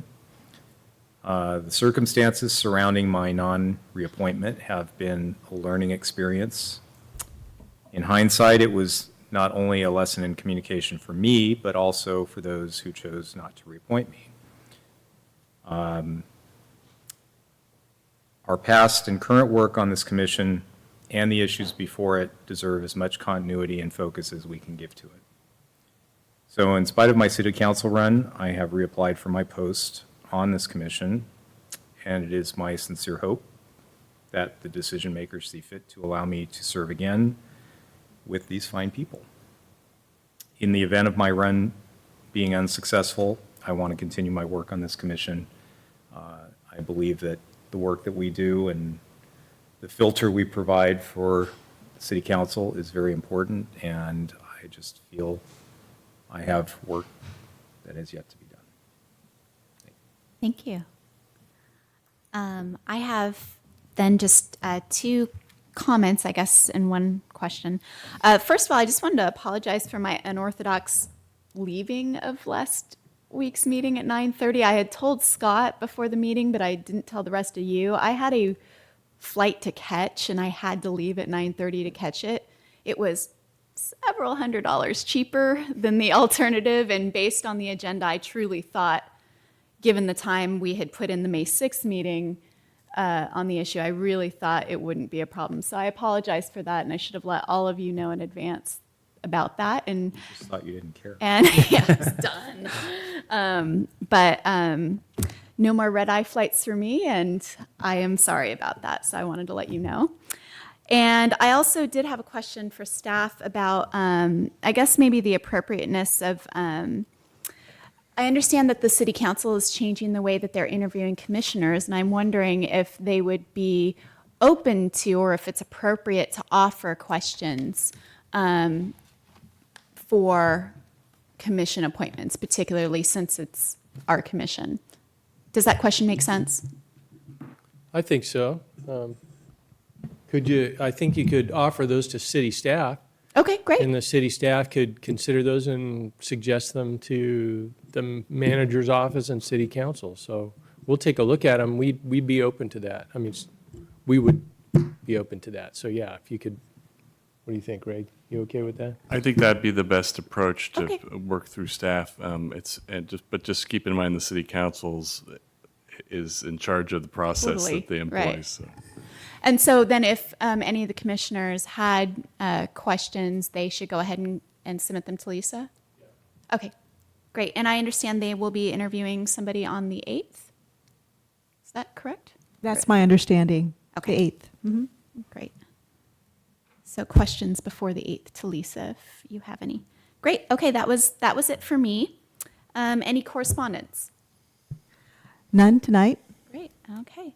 Planning staff comments, reports, and updates on current projects. Yes, this week on Wednesday, and I provided a copy to all the planning commissioners on the dais, but we are having a community workshop, or 2 community workshops, to provide the community with the outcome of some of the data collection that we've done for the downtown parking study. So there will be 2 opportunities for merchants and adjacent residents to come and hear about these results. The first meeting all of the meetings are on Wednesday, July 19th. There will be a meeting in the morning from 8:30 a.m. to 9:30 a.m. at Pia Cherry's at 727 Laurel Street. July 19th, correct? June or July? June.